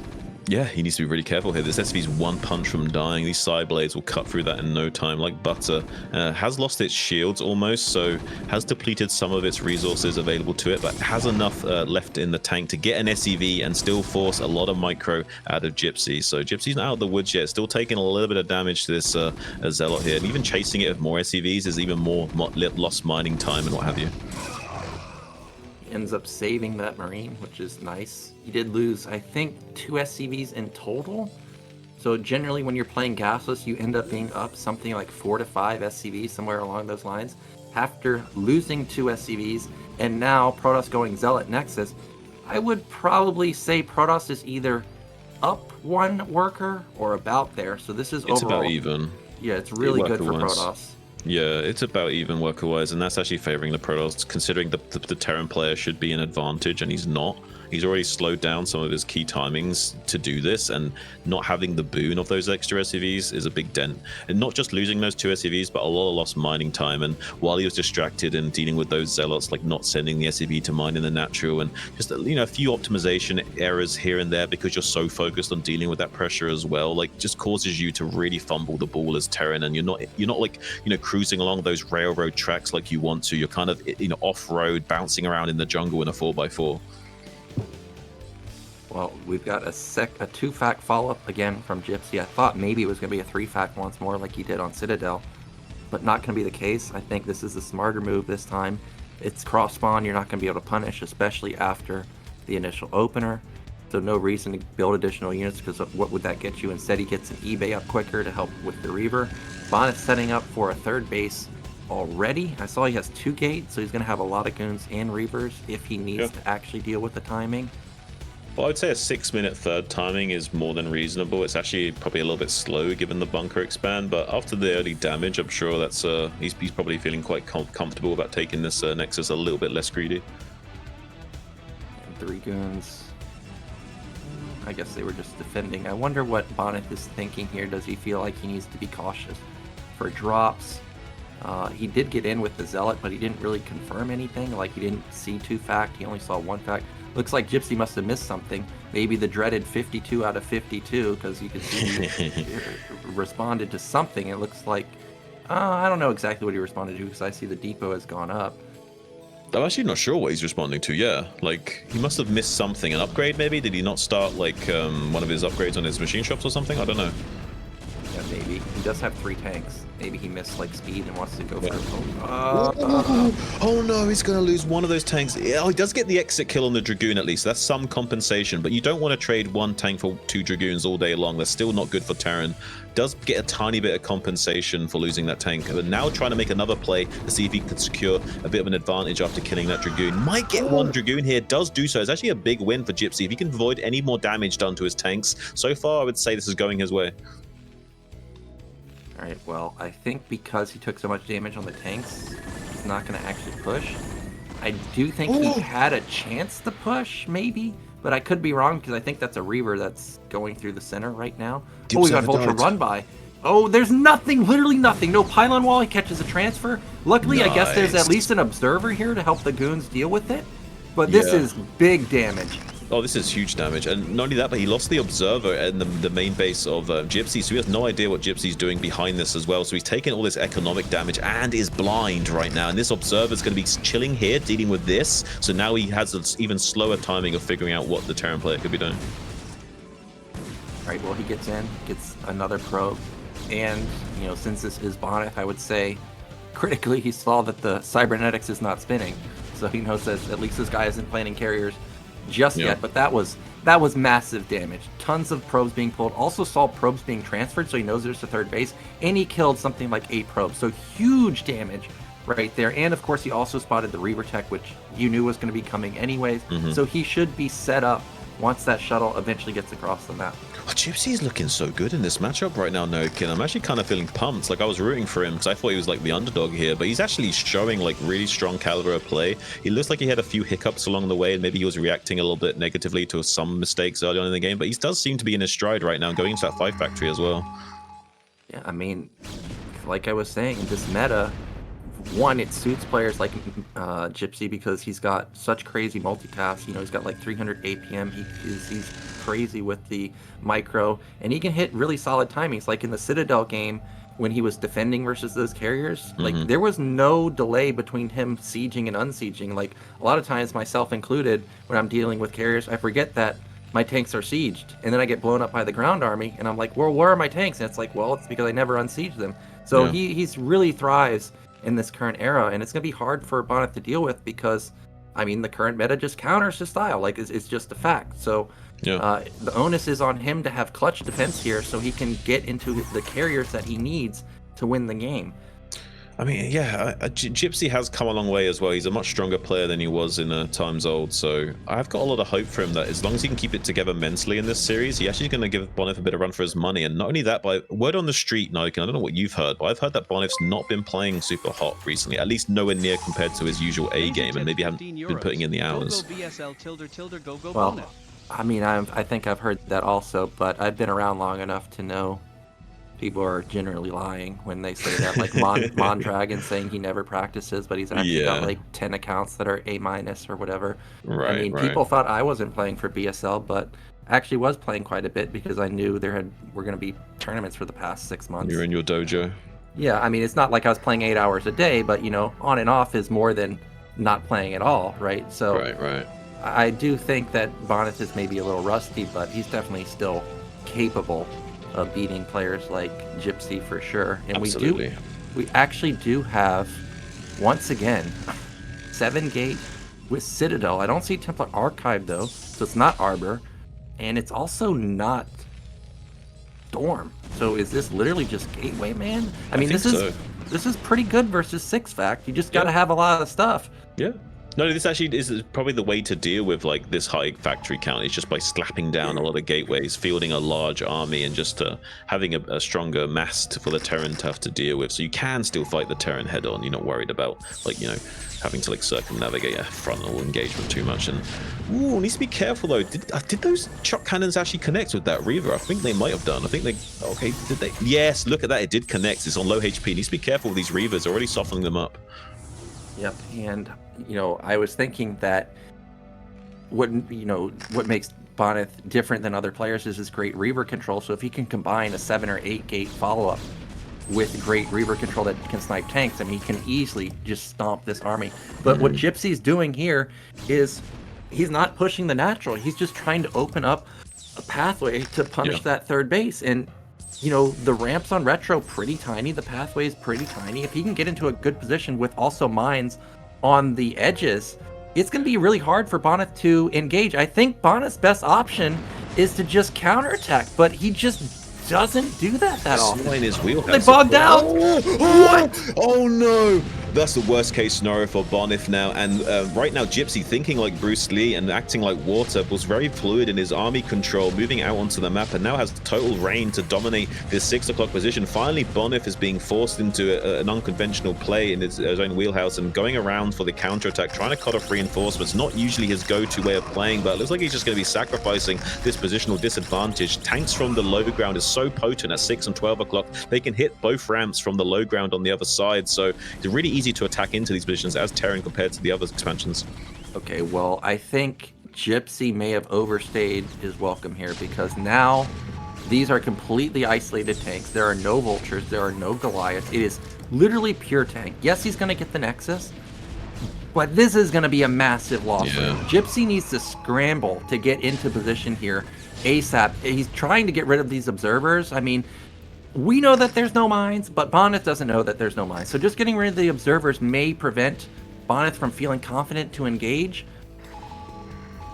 Yeah, it looks like he just wants to cut off the head of the Terran snake right now and set up for a most optimal engagement. Does have to be careful though. He doesn't want to trade off these zealots for vultures, so he needs to come over in support with the Reaver to bodyguard these zealots from getting bullied too much. And he does do just that.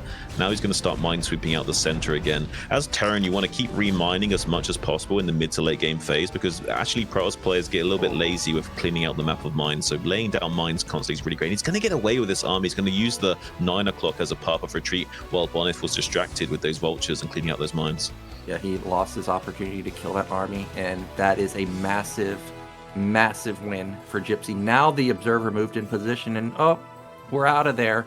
Now it's even supply, 150 versus 150 versus a Protoss that has, I guess technically has Reavers, but there's no Storm, there's no Arbiters, there's no Carriers, there's not even that many observers. Yeah, there's no Splash. And Protoss just can't win fights without Splash. Yep. It's one Reaver for Splash, that's it. So he needs like snow level micro just to have a chance at getting the value necessary to deal with this kind of like force of Terran right now. And like I said, these 12 o'clock and 6 o'clock base, very easy to both defend and attack as Terran. See the tanks on the low ground here, they can hit both ramps easily. So really tough for Protoss to attack up here. Yeah, Protoss needs to just back up, probably retake bottom middle. Definitely needs to get Storm. I don't think you can go Carriers. I don't think you can go Arbiters. This is a 6-fact turned into an 8-fact with 1-1. Terran's going to max out too fast before any of those high-tech units come online, so you're going to have to rely on clutch Storms. Right now we still see more Reavers. By the way, there was a Templar at the natural, so that's great. That's exactly what he needs to try and body this army when they actually engage in the center. This is insane. Bonyth's not even mining his third gas, so he's planning on going just more or less pure gateway man in this game. Finally going into Arbiters, it seems, but I don't know, man. Like, I'm not so sure of the decision making here. Like, he's doing a very like middle ground way of playing against Gypsy. That might come back to bite him, because Gypsy doesn't have to expand anywhere else on the map if he doesn't want to. He can actually take the center as his 4th base and both attack and defend at the same time, and use that little mineral only as an influx to keep churning out vultures while laying an assault onto Bonyth. This is like an impossible scenario for Protoss. He forgot about his Templars, by the way, while also going Arbiters, while also getting some type of upgrade on his Cybernetics for air. So he's planning to go carriers at some point. By the way, that was like 1,000 points of damage on 2 mines. The Goliaths are leading the way. Like, anytime the shuttle could potentially get into range, the Goliaths are just here. The Reavers may actually get taken down by just tanks and vultures. Yeah, and he's got a few extra Goliaths, so even if the Scarabs do connect to whittle them down, there's still enough remaining to really like bully back that shuttle and prevent too much splash damage trades coming in before the final engagement. So far, like, Gypsy's looking super solid. Like, look at this, ahead in supply by almost 20. This is kind of scary stuff. I mean, Gypsy's looking really stellar at the moment. Yeah, he has the 1/1 upgrade. He's got Vessel for, I don't think he has EMP, but he could. He definitely could have D-Matrix, though. And Protoss, they have an Arbiter, but their army's weak. Like, it's just, it's weak, man. Like, the tank count is huge, and he can just loop around to the right side, like what he just did at bottom middle. And look at this, the pylons wall you. Yeah, he's got to open up the pylons, because how's he going to get down his ramp if he comes from this angle? Yeah, he's going to have to, like, he does have to be a magician to win this game. So unless he's a wizard, I don't think we're going to see a Protoss victory here, but he's going to try and open up this position, see if he can wrap around, do some threats of counterattack, try and force the Terran to be fluid with his army and shuffle him back and forth. But you can't really do that on Retro. This, like, center, like, looks really wide open, but it's not as open as it looks. Look at this, his tanks are on Gypsy. Could be in a little bit of trouble. Big chunky stasis, 4 tanks and 3 vultures and a Goliath being taken. A little bit caught with his pants down, is Gypsy, trying to be in tactical withdraw away from this threat as much as possible, to trying to reshuffle his army around to engage this more frontally. Does avoid too many heavy losses on the main tank count, but this position is now opened up a little bit. He can still swallow up this Protoss force as long as he's careful not to trade off too many units inefficiently here. I think Bonyth can win this fight if he gets his entire army all together. Like, there's not a lot of tanks over here. Oh, great mine shot. Should take down all of these tanks. Goodbye. But there is still a lot of Terran's reinforcing really quickly. He's still up supply, but Protoss needs to get everything together. Did he land EMP? I see that those Templars have no energy, so he gets EMP. Gypsy's fine right now. Look at this. He's even timing the unstasis with moving out to reseed. I was really impressed by Gypsy's ability to not freak out and just reshuffle his tanks over to the west and not just get completely destroyed, because most Terran players would have just panicked, sieged up, and lost their entire army there. And Gypsy's doing what you normally do in this matchup, which is, if you're not going to take the left side, you're going to take the center. And Protoss is in real trouble once that happens, because now they freely control the center. They can lay mines all over the place, because Retro doesn't have really big pathways other than the middle. You can then set up for a 5th base at mid-left. He's already got vessels out too, so he can match the stasises. And okay, Protoss is actually getting around the left side, surprisingly. He needs to do that. Oh, he's going to engage? What? Wow, this is crazy. No Bonyth. Okay, he's wise enough to not fully commit to that. Maybe just trying to open up a little bit of space to shuffle around. And I don't know, like, I feel like, yeah, Gypsy... do you think this carrier switch is going to... Do you know what? Actually, Gypsy's playing exactly how he should, taking the center base, but if he's not aggressive enough, there's a timing where these carriers will start to become an issue. Like, 3 won't do anything, but 6 plus will start to become a problem. Oh, recall will make this game wild, because there's no defense in the main base. If Bonyth could somehow do the, whatever it's called, the super recall or whatever, where you bug out the probe and get millions of units in there, we could get into a base trade scenario, and I don't think Gypsy will win a base trade scenario. And that's, well, we're not getting the super recall, but we're getting in a recall, and there's no mines, man. No, there's pretty much no anti-recall defense as well, and it's more or less a pure Dragoon recall. You don't want just Zealots in that recall, so having enough Dragoons in there to cause a frustrating situation. But Gypsy doesn't really care. He's just going to try and push the envelope a little bit and start splitting up his army, most of it hitting the natural and some splitting off to start to get 3 o'clock as well. And this is exactly how you want to play with the opponent going carriers. Just start like splitting your army and taking out the bases a few at a time. You don't have to kill one base at a time anymore once they're going into carriers, and you don't have a large force out to deal with your army anymore. So he's trying to do a little bit of a base tradey scenario here, sending some tanks back home to clean this up as well. Might be able to get the better of us, but the problem is that we're losing factories. So if somehow Bonyth can kill enough of these factories, there won't be enough Goliaths out on the map to deal with this carrier threat eventually. But I think Gypsy's got it. Well, you would think he's got it because he's knocked down all the bases, but there are carriers, man, and there's a decent amount of them. I think there's 3 right now. 4 is can turn into 7, and we're looking at a Protoss killing almost every single factory. Terran has what, 2 factories remaining? Yeah, you would hope. Weird. You would hope. Okay, he's got 4 factories. He's got more than I thought, but he needs to build like. Why is he not remaking? Okay, what he should have done is probably like remade factories like somewhere else on the map, like either in the top right or somewhere else. You should have like five SCVs out to start spamming down factories. He definitely needs to get some type of production. I was gonna say maybe you need to get Wraith with Cloak, and maybe that can be enough to deal with the carriers, because it is gonna be 7 carriers. I think Wraith's too slow here though.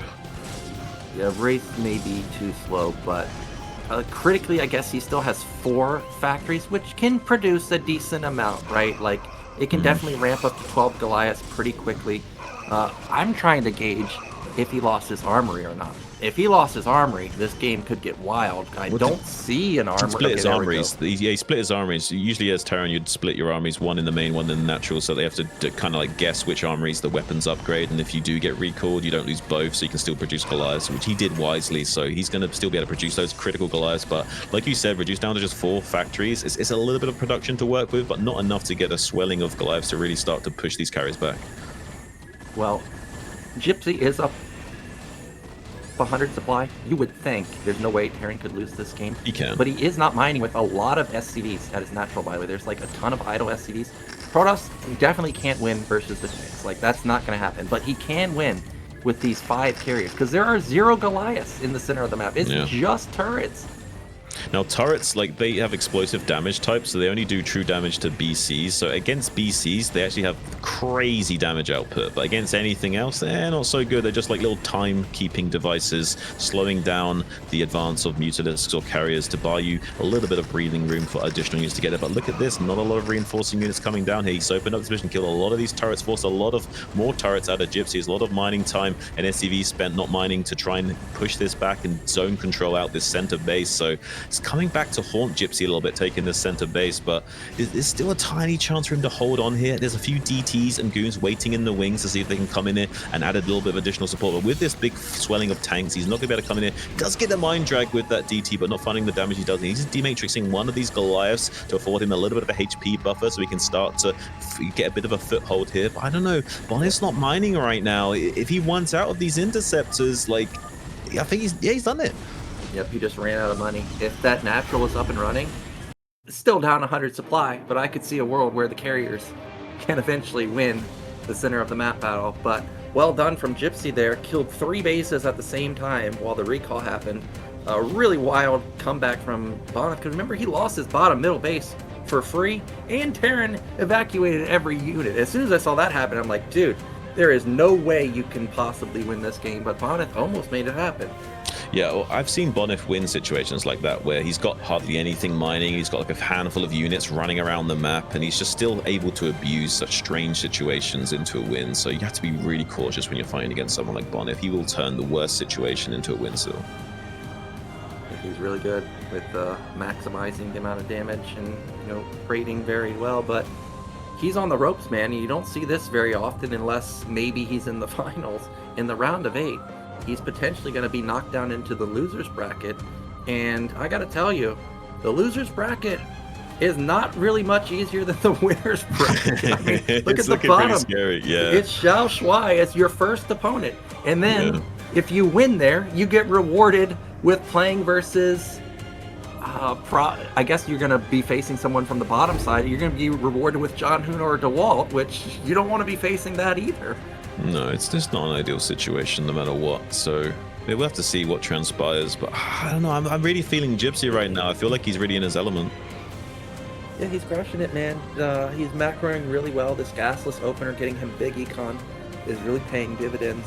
I really do think Bonyth needs to do something to disrupt the mining, kind of like what XiaoShuai was kind of struggling with versus Migu. You go mutas, but if you're not killing the SCV line, what is this getting you? I mean, he's going Reaver and he's stalling pushes, but Terran's not going for a 100 supply push anyway, right? So you gotta get something done with your Reavers here, because Terran's just getting 50 SCVs going 7 fact or 6 fact and running over you when you're switching to carriers.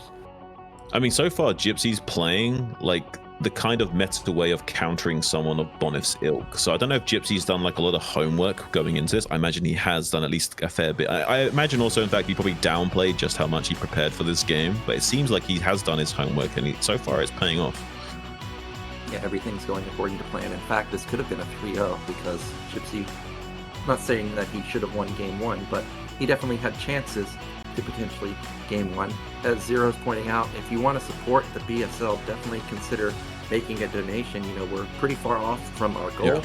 We also have, you know, Patreon if you want to support through that. As I mentioned, every single cast, if you're a $10 supporter or above, you get all the replays from BSL, which you cannot get from Seawall, by the way. You got to become a Patreon supporter to get those. So if you want to see how Gypsy's, you know, executing his build to perfection here to take down Bonyth, definitely consider becoming a Patreon supporter so you can get those replays. Or you want to know how the hell Mihu just clowns on all these Zerg players, definitely become a Patreon supporter so you can get those replays. Definitely a seriously sick incentive to support this amazing game and community. I can't say fairer than that. One thing I always point out, it's actually Bonyth's birthday today, apparently, like it was Dragons when he was playing, so a little bit of an interesting birthday trend. I think both players are ready to go into the next filth game on Apocalypse. Can Bonyth turn it around?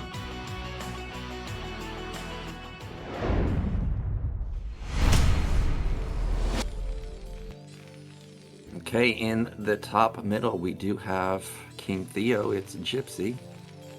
And in the bottom left, the birthday boy looking for a victory on his birthday. It is Bonyth. Well, so far he's got one win, so he's so far having a better birthday than Dragon did yesterday. Yeah, I didn't see the games between John Hoon and DeWalt, or not DeWalt, between Dragon John would be Hoon and happy. Dragon, because I went to go get food, and I came back and the games were over.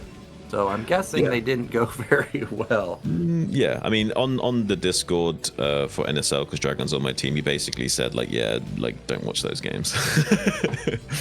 I mean, John Hoon's a tough opponent, man. Like, you know, I got to face him, was it last week or 2 weeks ago? I can't remember exactly.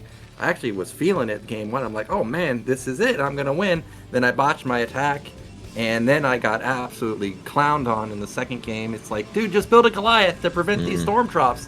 I couldn't even do that. His multitask was crazy. I actually loaded up SCR chart. I'm like, dude, what's this guy's EAPM? And it was like 235. I was like, yeah, that's holy gnarly. smokes. That's gnarly. Yeah, I mean, that, like, he's got as much EAPM as you've got APM, and that's like a scary thing to think about, right?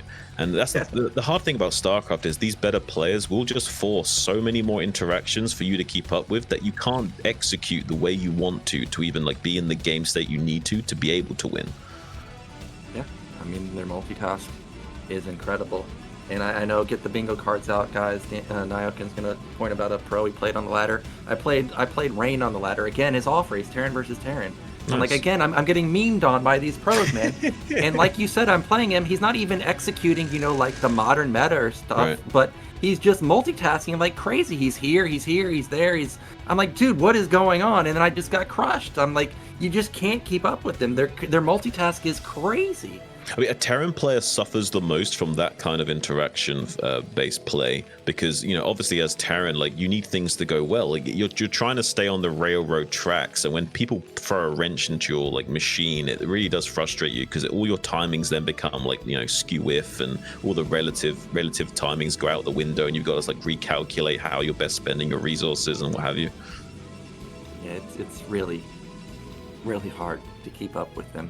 It's almost impossible. Now, as far as this game goes, this is going to be the first time I think we saw a non-gas list. It was 12 gas from Gypsy here.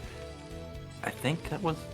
Yeah, I think it was. And he's leaving one on gas, so we're going to see a fairly fast machine shop after 1 or 2 vultures. Immediate bunker. Wow. I guess he either saw the Zealot. Okay, he must have saw the Zealot. Yeah, I think so. To be in the main. So, good response here from Gypsy. Most likely going to be 3 depot expand from him with maybe 4 Marines. Yeah, I would say that's probably like a very cookie cutter way of playing against what he scouted with this early SCV and would service him well. And would like to see how he lines up with Bonyth now that he's going for this kind of opening. Yep, and Dumo, thank you for the big donation there. I know a lot of fans in the chat are rooting for King Bonyth to make his comeback, but not just because I'm a Terran player. If he does make it through, it would put 3 Protoss into the round of 4.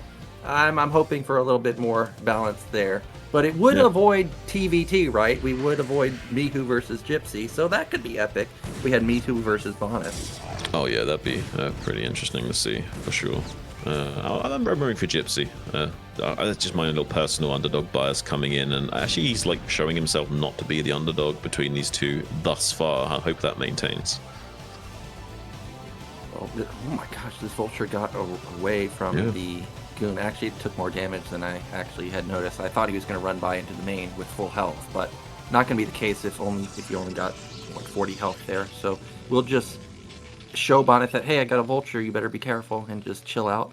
And this is kind of an interesting move. If Gypsy didn't get mines, he kind of just showed a Vulture, and now he has this 100 additional gas that can go towards other things. It could go into a faster factory, it could go into a starport, but I think he now just started upgrading something. Yeah, I mean, I was thinking, is he going to go for like Vulture drop here or something? But I actually don't think he will. Yeah, if you're going to go for a drop, you're looking for the starport to start either somewhere between 4 minutes and 4:30. 4:45, it's not necessarily super late, but it's kind of risky because the observer would see it coming from a mile away, so that's not going to happen. Instead, we've got the first time where he's actually going into fast upgrades. But like we were saying, the meta these days is to go 5-fact, so this could be 1-1. Doesn't necessarily mean it's going to be a 2-1 timing, but 2-1, I mean, that's the flash build. That's also great counter to carriers. Oh, absolutely. I mean, that critical timing of that plus two weapons is so potent, and getting it online so quickly against Protoss allows your units to trade just so much more efficiently than they would usually be able to. Yeah, it's a really strong power spike, and we actually have a move out here. Now, I'm not sure exactly what this is intending to do, because this is high ground on Apocalypse, right? You're going to be coming into high ground, but Bonyth is actually not on high ground, but he does have 5 goons and a zealot. Yeah, I feel like if Gypsy commits here, he's going to get crushed. I'm a little bit. It's curious because it's almost like he's baiting Gypsy into making that mistake, right? He's like showing like just this one or two dragoons, and he's going to retreat back. It's going to give like a little bit of confidence to Gypsy, and then he can run in for the pincer and try and snipe a tank. Okay, so he almost got a goon, did some damage, and backed off. What is nice about moves like this is a lot of times when an opponent is facing a move like this, they panic, like they build more goons than they necessarily want. So even though he doesn't kill anything, he may have gotten Bonyth to waste an additional 250 minerals or so, which could have been used towards the Nexus. So that was a good move there if he was able to force out additional units, and didn't really lose much. He lost a Marine, so who cares, right? The Marines are basically dead supply at this point anyways. Yeah, I mean, so far so good. Not going to even lose any of these vultures, which is super nice. Like, even if they have laid all their mines, if you can keep them alive for later on to catch a probe transfer or threaten a counterattack, keep these goons pinned down in a position they would otherwise not want to be in, it can be value in of itself. Well, Reaver drop should be coming pretty soon. There's still no third Nexus for Bonyth just yet, so like I was saying, that attack that just happened probably triggered Bonyth to build additional goons that he didn't really want, because now Gypsy just retreated, is playing defensively, is getting his turret ring up to defend versus the incoming Reaver drop. And as I say that, there's the Zealots being loaded up right now. Yeah, as expected. We're going to see that sort of like 2 Zealot, 1 Reaver timing. Able to harass the Terran with, if you've watched any of Snow games, infinity effing damage, as Artosis would say. What, the Reavers? Yeah. Yeah, there's no counter to Snow's Reavers. I don't know what else to tell you, man. Like, when he gets in, he's either killing your SCV line, killing all your tanks, or killing all your depots. And none of those are good options. I think actually the best option you have, just immediately counterattack him. Just try and avoid the Reaver and hope that you win a base trade somehow. Maybe while he's not watching, he hits a mine. But other than that, you can't do... Terran players. Yeah, you can't do anything. It's just crazy how much damage he gets done. Is he really going to go for it? This is a crazy way of thinking, but this is... are we watching G5 and not Bonyth? Like, what are we seeing here? I was thinking the same thing. That looked like a G5 move, try and bulldog his way in there. Now, a cute move that Bonyth did just there is he knew he's going to lose the shuttle, so he unloaded the Zealot to soak up the bunker hits. If he didn't do that, that shuttle was dead, and I guarantee you, Gypsy is either immediately expanding or immediately counterattacking. So it was clutch that he ends up not losing that shuttle. Right, but it is softened up now, though, so it will die a lot easier to those Goliaths later on. So that's still another thing he has to consider. Yeah, he'll definitely need to rebuild the shuttle. In fact, I would probably just rebuild it now because it's not going to last long. Gypsy has done so well with his Goliath positioning when he pushes. Like, he'll either get damage on the Reaver or get damage on the shuttle. So you risk losing both if you don't rebuild the shuttle. So I think you got to do that. I noticed in Bonyth's base, he started to build more gateways, but again, it's only up to 4. And that, I thought that was a probe. I was going to say that probe is going towards the portion of his base where I'm expecting to see Stargates again, man. But there goes the 5th gateway and 6th gateway.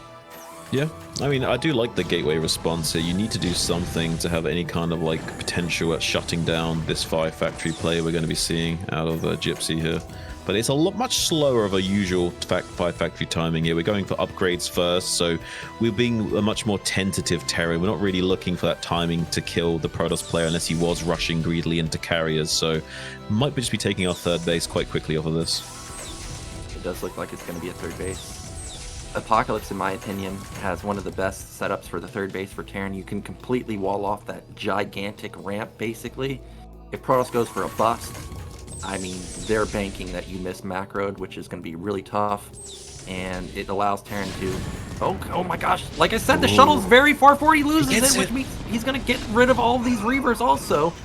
Yeah, but this is not the greatest of setup. It is getting some good connection on the Scarabs with those Vultures as well, and the tank count's being thinned out. 2 Dragoons siphoned off to the north to pick off those tanks from the high ground. It is softening up a lot of these tanks. This is looking terrible for Gypsy now. Bonyth flipping this game on its head, being very cautious with the remaining Dragoons as well, not wanting to attack into those deep-pocketed tanks to the north. Doesn't know how many rallied units are coming out, so it could have been an issue for him if he continued to lay an assault there, but I'm not sure if he's even aware of this 3rd CC coming up on location. He's going to got a cancel on that. I guess you're right, he missed it. We've got Gypsy trying to go for a counterattack with these Vultures, but there's defense set up at both bases. I don't think this is going to do much damage. By the way, Bonyth sent a probe to the corner of his base immediately after that fight happened. You know what those are. It can only be one thing. Oh, actually, it's not what I was expecting. Caster's Curse, Nyoken. Arbiters again. Yeah, the subverting expectations is Bonyth. Yeah, Arbiters coming in. And Arbiters are really good versus 5 fact and 7 fact, especially if you can start getting, you know, double, triple, quadruple stasis. We could have a similar scenario to Citadel where he uses a couple of Arbiters to buy time while he scales into carriers. If he wasn't going to go carriers, I was actually expecting him to put down a 4th Nexus. And as I say that, there goes that probe to go build it. Just a little slow on the curve though. I mean, 11 minutes 40 full base. I mean, it's not that super quick. I mean, you want to see that 4th base at 10 minutes to be really nice and curved, and 11 minutes is like, you know, very standard and safe, but 12 minutes? I don't know, it's a little bit slow. He still gets it up. The Vultures were not able to deny that Nexus from coming down. The Observer did spot the command center for the first time. Supplies are still very, very close. I don't think Bonyth can attempt to go carriers just yet, but after confirming it is the 3rd base, maybe he'll feel like he has some window of opportunity to start going for that. I think he has 8 gate right now. Terran should have 7 facts. 6. Okay. 6. Well, 6 to 8. I would say that's still slightly Terran favored. Oh, Storm drop, please! Storm drop! Or Reaver drop, okay. Oh, only 2 though. Not the greatest of connections, but that's a big connection. Another 6 going down, a total of 8, and might get another 2 on the exit. A total of 10 SCVs have gone down, and another Vulture biting the dust as well. Lovely pickups of Bonyth there. That's the exact kind of critical damage he was looking for at this stage of the game. Yeah, no, that should trigger Stargates for sure. That's going to disrupt the timing immensely for Gypsy. He lost a lot of supply there. A lot of momentum has swung in favor of Bonyth. He's going to clear out all these mines. I just realized Terran also doesn't even have their high ground. So it's going to take him a long time to even to get up this particular ramp. Oh, Vulture run by, denying the probe transfer to the 4th. And look at this staggered probe transfer. If all those probes were traveling together, he would have got a lot more, but they were kind of all just trickling in. So he got about half of the probe train, but still a little bit of compensation for losing those SCVs. Will even out the scales of power just a little bit. Yeah, that was a good connection. He needed that to crawl back into this game. He's starting to approach max. Remember, he rushed his upgrades. I didn't actually catch if he went into 1-1 or if he rushed into 2-1, but if he... either one, he's going to have +2 very soon, or should have it within like the next minute or so. Yeah, if you started it up reasonable timing, you should have it any minute now. 13 minutes would be like flash timing, whereas like 14 minutes is more like foreigner flash timing, right? There's the quadruple starport. You knew it was going to come, so it was Arbiter straight into carriers. I think that was the perfect move after killing those SCVs. Terran is still sitting there waiting for the 2-2's power spike, still waiting, of course, for max. And this is going to give Bonyth time to really start getting a considerable carrier count. And just like Citadel, there's a lot of ramps, there's a lot of walls, there's a lot of high ground, makes it really hard for Terran to deal with. And we've got to move out, but none of the tanks are sieged up. Oh, there's an Arbiter here already. This is scary. This is super scary. He not only is he out of position, but now he can't really get these tanks further enough back to really optimize the trade. It looks like Bonyth doesn't want it, though. He's decided not to gamble on pushing in too deep there. This pocket that the Terran's sitting in right now is a little bit frustrating to attack into. The ramp on the right is not quite big enough to get Dragoons down it efficiently, so you have to be really tactical on how you engage with this Terran setup. Protoss definitely wants to try and buy as much time in this position. Don't want to bleed off the Reavers as they go forward. A big shot right there. Shuttle. Oh my gosh. Almost gets taken out there. The +2 has kicked in for Terran. This is the go time for him. But he's down 50 supply. But he's got to do something because carrier's going to be out in the field pretty soon. At least they're building right now, right? So even though it's a 40 supply deficit, you know, it's actually maybe something like a 10, I guess, because of the carriers being in production. What is this vessel doing? He's sharking for the EMP. Yeah, he's brave. Look at this handsome SCV. Going to get a whole clump of Dragoons and the Arbiter for his efforts as well. There's no way he would also be looking for the Science Vessel even coming from that angle. So beautiful play there.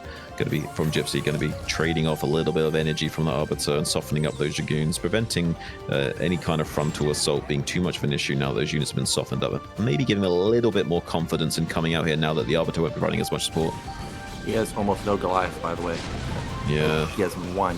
Now, the Arbiter has no energy. Reavers unload. Good D-Matrix on that tank at the top. Reaver got immediately blown up. So this is going to be a big swing in supply. But there are still 4 carriers in production, or out for Bonyth. And he's got 4 in production. So he's going to have so many carriers pretty soon. These goons are on high ground. And they're going to be dealing a decent amount of damage to these tanks. I feel like Gypsy should have left like 1 or 2 tanks siege while unsieging the rest, but he unsieged everything at once, so gave a little bit of damage window there to Bonyth to get some trades on the exit. So yes, at the moment the supplies are looking pretty even, and usually you'd think that would favor the Terran player, but he's on a clock right now. These carriers are in production. He's lost a lot of these critical units to push with. He still does want to go, but he hasn't got a kind of count of Goliaths that he needs to fight these carriers. Yeah, the Goliath count is really low. The carrier count is starting to get really, really large. The one thing, I guess, going for Gypsy is he's going to have 4 bases versus 4 bases pretty soon.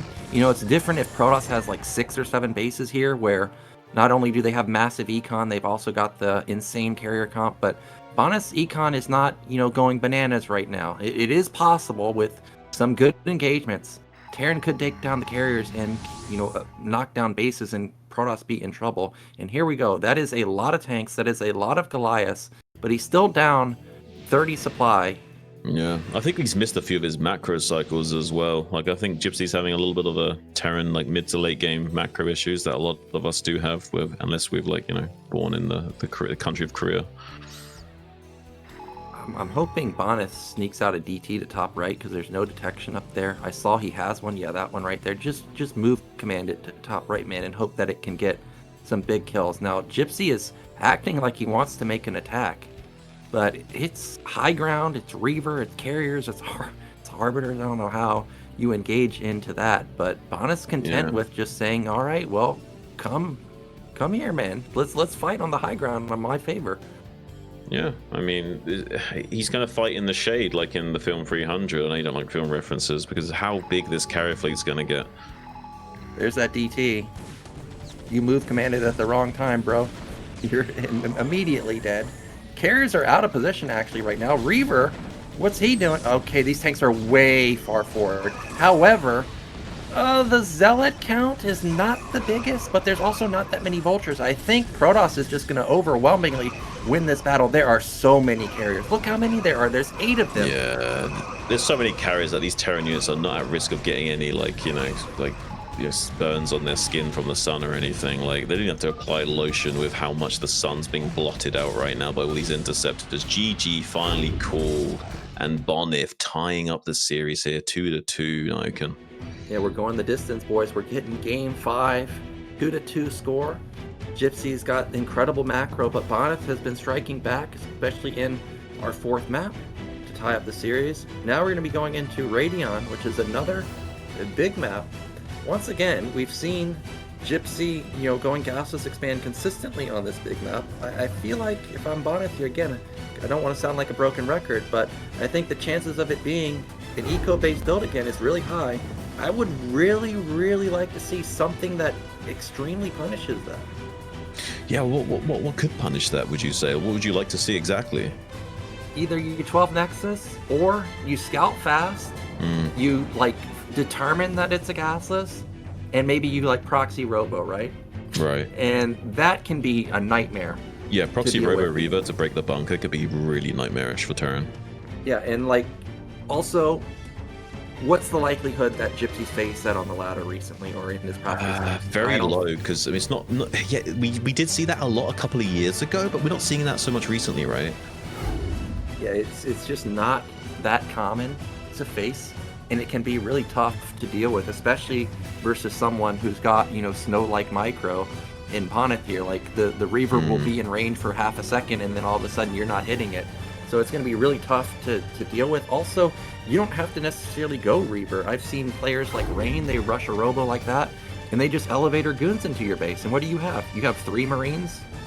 Well, yeah, that's great. Marines don't beat goons, though. So that's what I would like to see. Let's get into Game 5, though. This is going to be the final map between Gypsy and Bonyth. Let's get it, guys.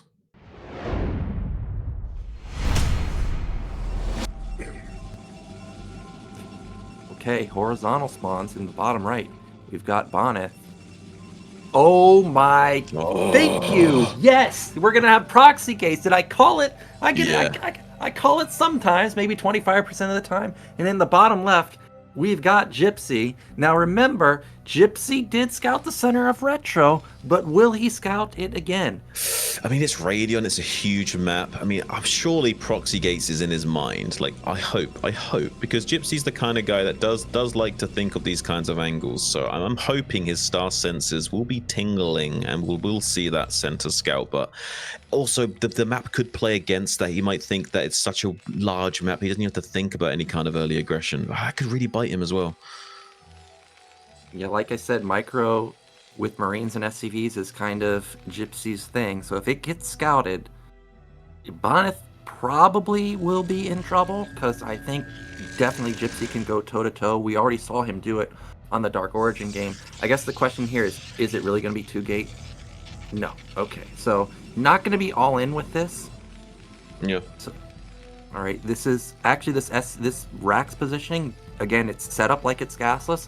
But a lot of Terran players also do this setup if they're going to go for an 11 gas. We'll see what he wants to opt for, as he's already queued up an additional SCV, and there goes the SCV for the scout. Yeah, having this forward barracks and forward microball hole with the supply depot to the right does allow you to have a safer factory being placed down next to it if you do go for that 11 gas. But with the bunker expand against this, I don't know, we might see a little bit of a repeat of a Dark Origin game, just a tiny bit here, just with a slightly different configuration. Well, he got lucky here. Not only does he get a first scout off, he's going to see that there's no gateway in the main, so he's going to know it's proxied. It's going to hit before Gypsy puts down his command center, so he'll be able to respond properly. He still won't know whether it's... Oh, he almost missed it.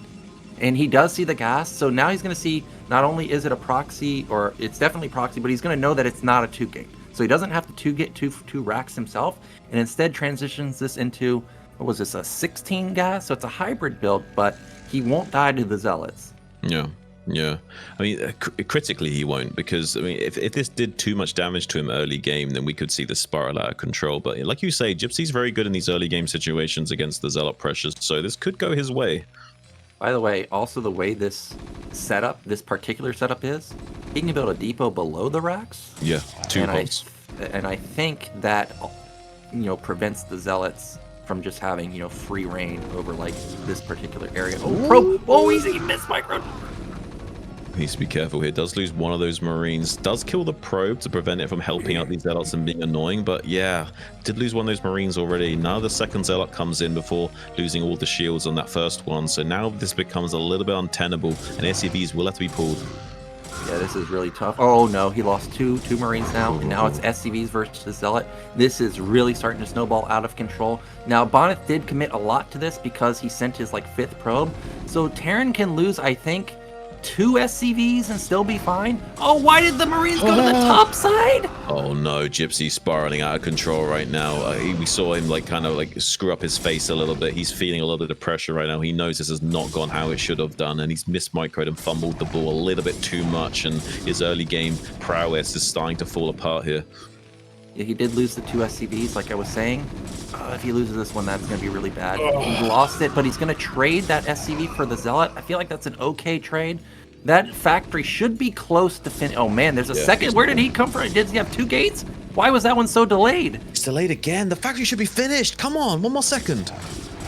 Oh, there it goes. It finishes just now, but he's going to get another SCV. And another one.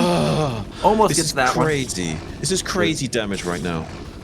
This is definitely a lot of damage. And all these Marines are also softened up. If there's a goon, remember he went gas in his main like a goon. If that's a goon, it might kill everything. Oh no, it's a goon, Nyoken. This is spelling disaster right now. This is a vulture, so he cleans up the vulture, but 2 of these marines are already low HP. The marine also eating a phase disruptor shot will have enough to bully this dragoon back, but critically this dragoon could put a little bit of pressure on the front. And when the second goon arrives, if this bunker's not done, okay, he's trading off the marines. This is actually, do you know what? This isn't going too bad. The second dragoon isn't on the way yet, so Gypsy's going to get this bunker up and stabilize a little bit here, but he has taken quite a significant amount of hits to this early economy. When he catches the dragoon potentially would be huge, but not able to get the exit kill on that. Yeah, almost gets the kill as the goon leaves, but this was good damage from Bonyth. If we look at the supplies, they're still in favor of Bonyth slightly, but Command Center is basically in line with the Nexus. That tells you that Gypsy's still in an okay position despite taking so much damage. He's also completing the wall off with the racks. He's got an SCV down there to repair, and he's going for a tank. So he may be able to pick off one of these Dragoons. That might actually be a starport, but I actually think it's an eBay because he doesn't know what the follow-up is. If this is DT, the game's over. Yeah, he's completely blind, so he has to count for that sort of 6-minute DT timing, and he knows it's proxy gate, and he knows it's really fast gateway, so he knows the DT timing is slowed down to about 6-minute 20, 6-minute 30 at the earliest, so he can make a delayed eBay, but he still has to make an eBay. Yep, he has to respect the potential for an eBay. Look at this. There's a probe that went to top. Why is that tank so far forward? It's not going to die. But that probe, I'm curious what that probe is up to. Is he gonna instant Nexus? Is he looking for a proxy starport, or what is he doing up there? I think he's actually just checking for proxies at the moment. I think he's just making sure there's no way that he can be caught with his pants down. I think he's gonna either build a Nexus or hide carriers. Okay, well he turned around, so I guess I'm wrong. That is an interesting move with the probe, though. I think if he was to instant Nexus, it would never get scouted. If he was to go Stargate, likewise, I think it would never get scouted, but instead it is looking for, I guess, hidden tech, like you were saying. Maybe even Nexus top middle. Yeah, I mean, he could. I think he's more or less just concerned about any kind of shenanigans, like any kind of ninja expansion, starport, anything. He's just reducing that possibility. And it's like when you're Zerg and you send a Zergling to go around the entire map and just check for expansions. You just dotting your I's, crossing your T's, and making sure that the game state's fully understood here. We've got a normal follow-up from Gypsy. It's Armory. Vulture sneaks out, so he's going to be going into his upgrades again. Probe's still looking for the hidden factories or hidden starport, but we know that is just not on the table. And the Vulture may actually just outright die to these goons, so that's a good catch from Bonyth. In Bonyth's main, I saw he had his robo done, but I didn't see much else than that. I don't see more gates. I don't see a Stargate. He doesn't have his Nat Gas, by the way. No Nat Gas means can't possibly be carriers, at least not just yet. We took it just now as you said that, so he's like trying to keep that in his back pocket. But with this being so late, it's much less likely to be any kind of like 2-base carrier timing. So we'll be going into third Nexus here in a second. Marine kind of just wanted to try and get some intel at the natural, but doesn't actually see anything other than he may have saw the probe go to mid right. And right now, I'm waiting to see what the follow-up is from Gypsy. You know, in a lot of the other games, he's been getting an academy somewhat quickly, but I didn't spot one just yet. Instead, he's just playing real tight with turret ring, 2-fact tank Goliath. Yeah, this is looking like a pretty standard setup from Gypsy. With this third being so late for Bonyth, you could make the argument that, you know, Gypsy's doing just fine right now. And I don't know how you feel about this current situation of the game state. Like, how confident would you feel in this game? If you took over the controls right now, keyboard and mouse, how confident would you feel?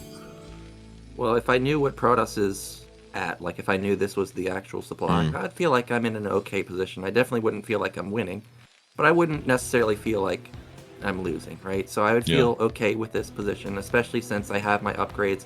I have tank Goliath, this Reaver's never getting in and doing damage. So as long as I nail my mid and late game, I feel like I've got an opportunity to win. As I say that, the Reaver has somehow avoided these Goliaths. Yeah, and he's almost getting the connection on that. It does get the connection on the SCV and delay that as well, so being a little bit annoying. And also gets the splash damage on the Zerlock, killed the building because the Scarab also softened it up, and now going to be taking out that turret to open up this position for further assault as well. And look at this beautiful connections on the Terran units. This is really annoying to deal with. Yeah, well, now I'm not feeling so great. I would be hesitant to try and take over the controls at this point. Even though he didn't lose a lot, right? He still lost turrets, which you don't want to rebuild. He lost the factory. I'm not sure if he actually canceled that or not. And now, you know, the Reaver got away with full health. Yeah, this is nightmarish. I mean, it's the kind of unnecessary damage you don't want to sustain at this point in the game, especially when you have the tools available to prevent that from happening. Yeah, I really thought that there was no way that the Reaver was going to get in. Maybe the Reaver was just barely out of vision and he didn't see it. And now he's going into a 3-fact. I saw he had his starport already done and science facility coming in. Now, I did also notice that he scanned. And is that a command center in his top left base? I think so, yes. Yeah, that's a command. So he is going to expand. I was actually going to say, I think because he scanned and saw that, you know, this guy's third base isn't, you know, that far along, because you know who you're playing, this guy's going carriers 100% of the time. I think you could blindly go 7-fact 2-1 and just all in, and it could work, but instead he wants to try and play a macro with getting a third base. Well, his winner bracket is on the line right now, so it's the final game. If he fumbles this, he's dropping down into that dreaded loser bracket where there's still really potent players waiting for him, so maybe he doesn't want to take the gamble and going for that line of reasoning, but I still think it'd be a great choice here. I agree with you. Well, there's the Reaver. We've been seeing him do work all day long with this Reaver, but the Goliaths have been tough to deal with. The Reaver is literally just barely out of range. I don't know how he doesn't see that Reaver. Goliath move forward. Okay, there's the scan. Gets the observer and got off a shot onto the Goon and the Reaver. So that was great. Supplies are still close, 110 to 94. I mean, this is definitely manageable. And with it being a fast 2-1, if he does really start ramping up the factories, he for sure can hit a 2-1 timing. It just comes down to how much these Reavers can stall him. Yeah, I mean, I really do like the way Gypsy's playing, actually, because with that 2-1 timing, it's going to be so potent in dealing with what I think Bonyth's going to go for here. I guess you could argue that we could have a slightly crisper execution and not taking like the damage from the Reaver and whatnot, but overall I still think this is more than playable for Gypsy. I actually kind of like give him a tiny edge here as long as he has good control. Yeah, this is definitely fine. He just needs to nail his macro. I don't know if Bonyth is going to bust. This doesn't seem like this would be a smart bust timing, but if he does an attempted bust and Terran holds it, this will immensely swing in Terran's favor. There's not that many tanks. Again, there's not that many mines. Third base is up and going to be up and running in just a moment, and it is 7-fact if I counted that correctly. Yeah, I think you did. This choke point is actually a little bit deceptive, I think. Like, it can look quite wide and open, but it depends on how the siege tanks are configured. And I think this is a little bit of a mistake from gypsy to push too far forward here. He is kind of risking being like taking a few of these front tanks out of the equation. If he does start to skirmish with him, he needs to be very tentative with how he pushes out here. Well, there goes the scan, and Gypsy knows that he's on the clock. It's 3 carriers, gonna be 6, you know, in 2 minutes from now. So he needs to max out ASAP. I don't think you can sit here and bank on a 3-2 timing. No. I think you just go 2-1 as many factories as possible and pray that 2-1 is strong enough. It's a very strong power spike for you. And he's limited Protoss down to 3 bases. Like, I didn't even realize vultures are across the map, but he knows there's no base at top right. So it's 3 base versus 3 base. You just have to keep the carriers in check. Yeah, it's going to come down to control now. Will the Reavers slow down the Terran? Will he be able to push out onto the map without losing too many tanks is going to be the aim of the game. He's got about 2 or 3 minutes to build up an army and push across the map and try and kill Bonyth. And Bonyth's going to do everything in his power to slow him down. Now, critically on Radon, there's not much terrain that is buildable unless you get really close to their natural or 3rd base. So Terran's not going to be able to rely on spamming turrets to help deal with the carriers. He's just going to have an overwhelming Goliath count. Once again, the Observer gets sniped, but the Reavers, they just reposition themselves. And look at this. Bonyth is actually hiding a Nexus at top left, and I don't think that's going to really ever get scouted. Yeah, this reminds me of like Artosis complaining about Protoss players just sitting in an arc, and it is a very effective way of playing Protoss. Well, this is, I mean, it's his win condition. You're just waiting for the carriers to get to critical mass, then exploit that they're so incredibly strong in comparison to every unit in the game. Terran did hit the 2-1 power spike, but not feeling confident enough to actually move out just yet. He's approaching max, so if you're gonna go, this is the time. I mean, the tank count is crazy. He will win the ground fight for sure. He could win the air fight right now. There's only 3 carriers, but I only see 3 Goliaths. I'm a bit confused because he can only even make like 10 more Goliaths in terms of supply. So he has to sacrifice units to make enough Goliaths to survive the carrier onslaught. So he has to trade in some way, shape, or form soon. Yeah, and because of that, he does need to go in just a second. And we may see the unsiege any moment now. He's basically maxed. He's gonna have... Man, he's actually playing like he's expanding towards top left. Yeah. I don't know about that. Like, yeah. Protoss... I mean, Radon is a good map. In theory, I really do like this map. But in this particular scenario, I think you gotta... I don't think you can play for split map. No, I don't think so either. And actually, like, look how big this map is. Like, vertical split map is terrible for Terran. It's so, this map is taller than it is wider.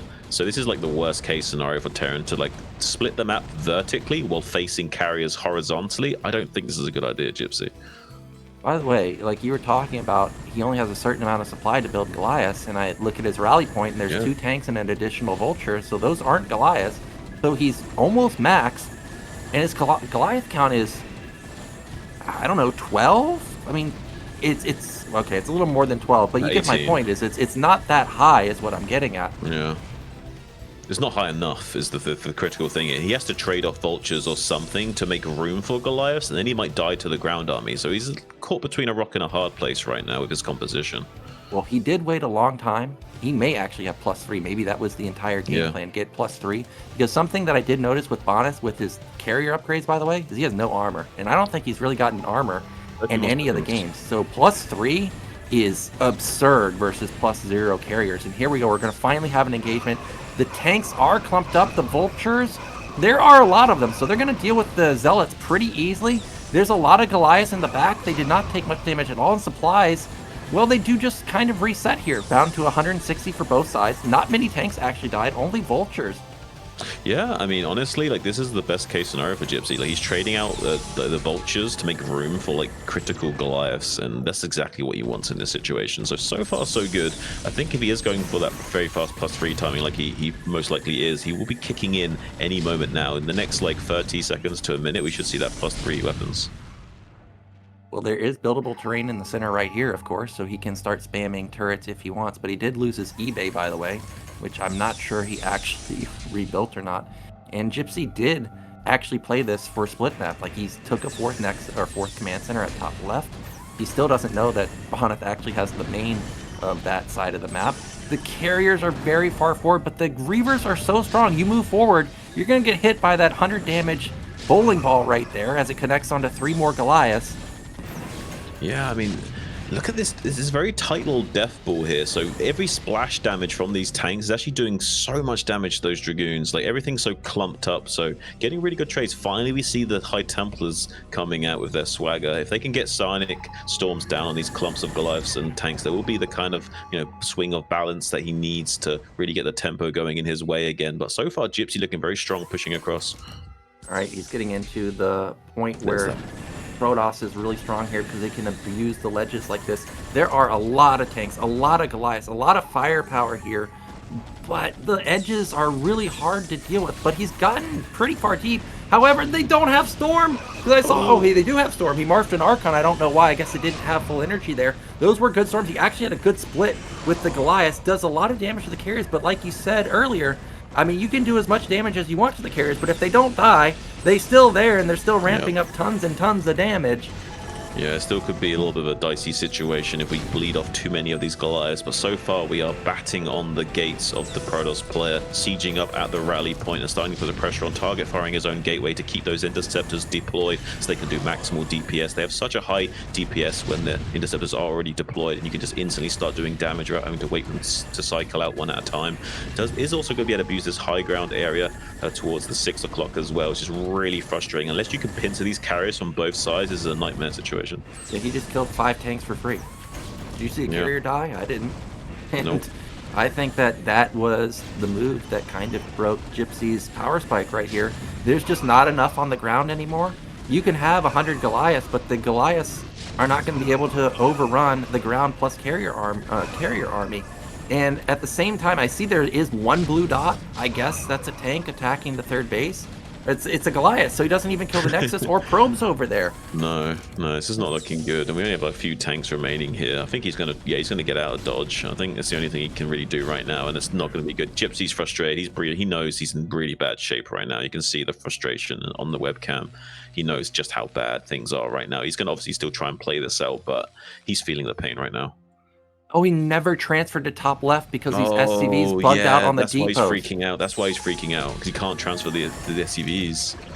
Yeah, he's mined out in his main and natural, and he was expecting to have, more money than he does right now, and he's broke. Oh, wow. Yeah, that's a big pathing issue that he didn't consider with that wall in.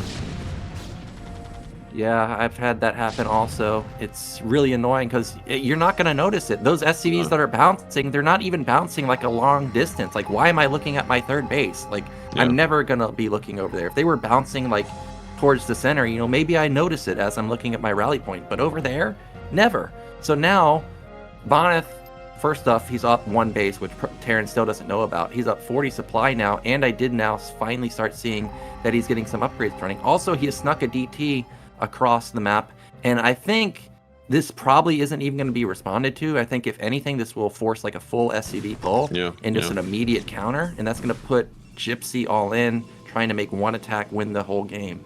I would love to see Bonyth start mining a 4th gas, though. He's still only mining on 3 gases, so he's not going to be able to afford too many Templars. So I would like to see a 3rd gas online for him soon. Hello, he might lose a few of these High Templars. He's not paying attention. He's going to lose about 3 High Templars for free here. Does get one of the Psionic Storms off, but it's a nice little pickup for Gypsy. A little bit of a small moral victory there to give him a little bit more hope in dealing with these carriers without getting all of his units stormed into oblivion. Well, guys, keep your eyes on Gypsy's camera as that command center goes into top left. He's going to see that there's a base up there. Also, there's no way that he can stop this army from killing the mid-left base, so he's going to be all in 1 base versus a maxed out carrier army with a 3K, 2K. Look, I'm watching the camera because I know it's coming. I don't think he realizes that there's a base there. This army is going to get wiped. There's no chance of Terran winning this despite having the 3-2 upgrades. The ledges are just too strong. There's no Storm, but he doesn't need Storm. Yeah, this is completely crazy. Like, I thought that whittling down the Storm potential would give Gypsy an ability to come in here and maybe pincer some of these characters. There's 11 carriers up in this northwest quadrant right now. This is crazy stuff we're seeing. Yeah, you're just countering. That's all you can really do. Try and limit the econ of Protoss, but even getting these probes isn't going to be enough. There's no way to kill the army. It's just way too strong. Carriers are insane in positions like this, and insane when they're in this type of number. And unfortunately, Gypsy, who looked good in games, literally all 4 games, the carriers are just way too strong, man. I mean, this is why every Terran is afraid of playing Bonyth. And once he gets to mid-game, you're dead. Like, it's just straight up. You just can't kill him because the carriers never die. If you were to count how many carriers died in all 5 games, I would say 5 maximum. I don't even know if it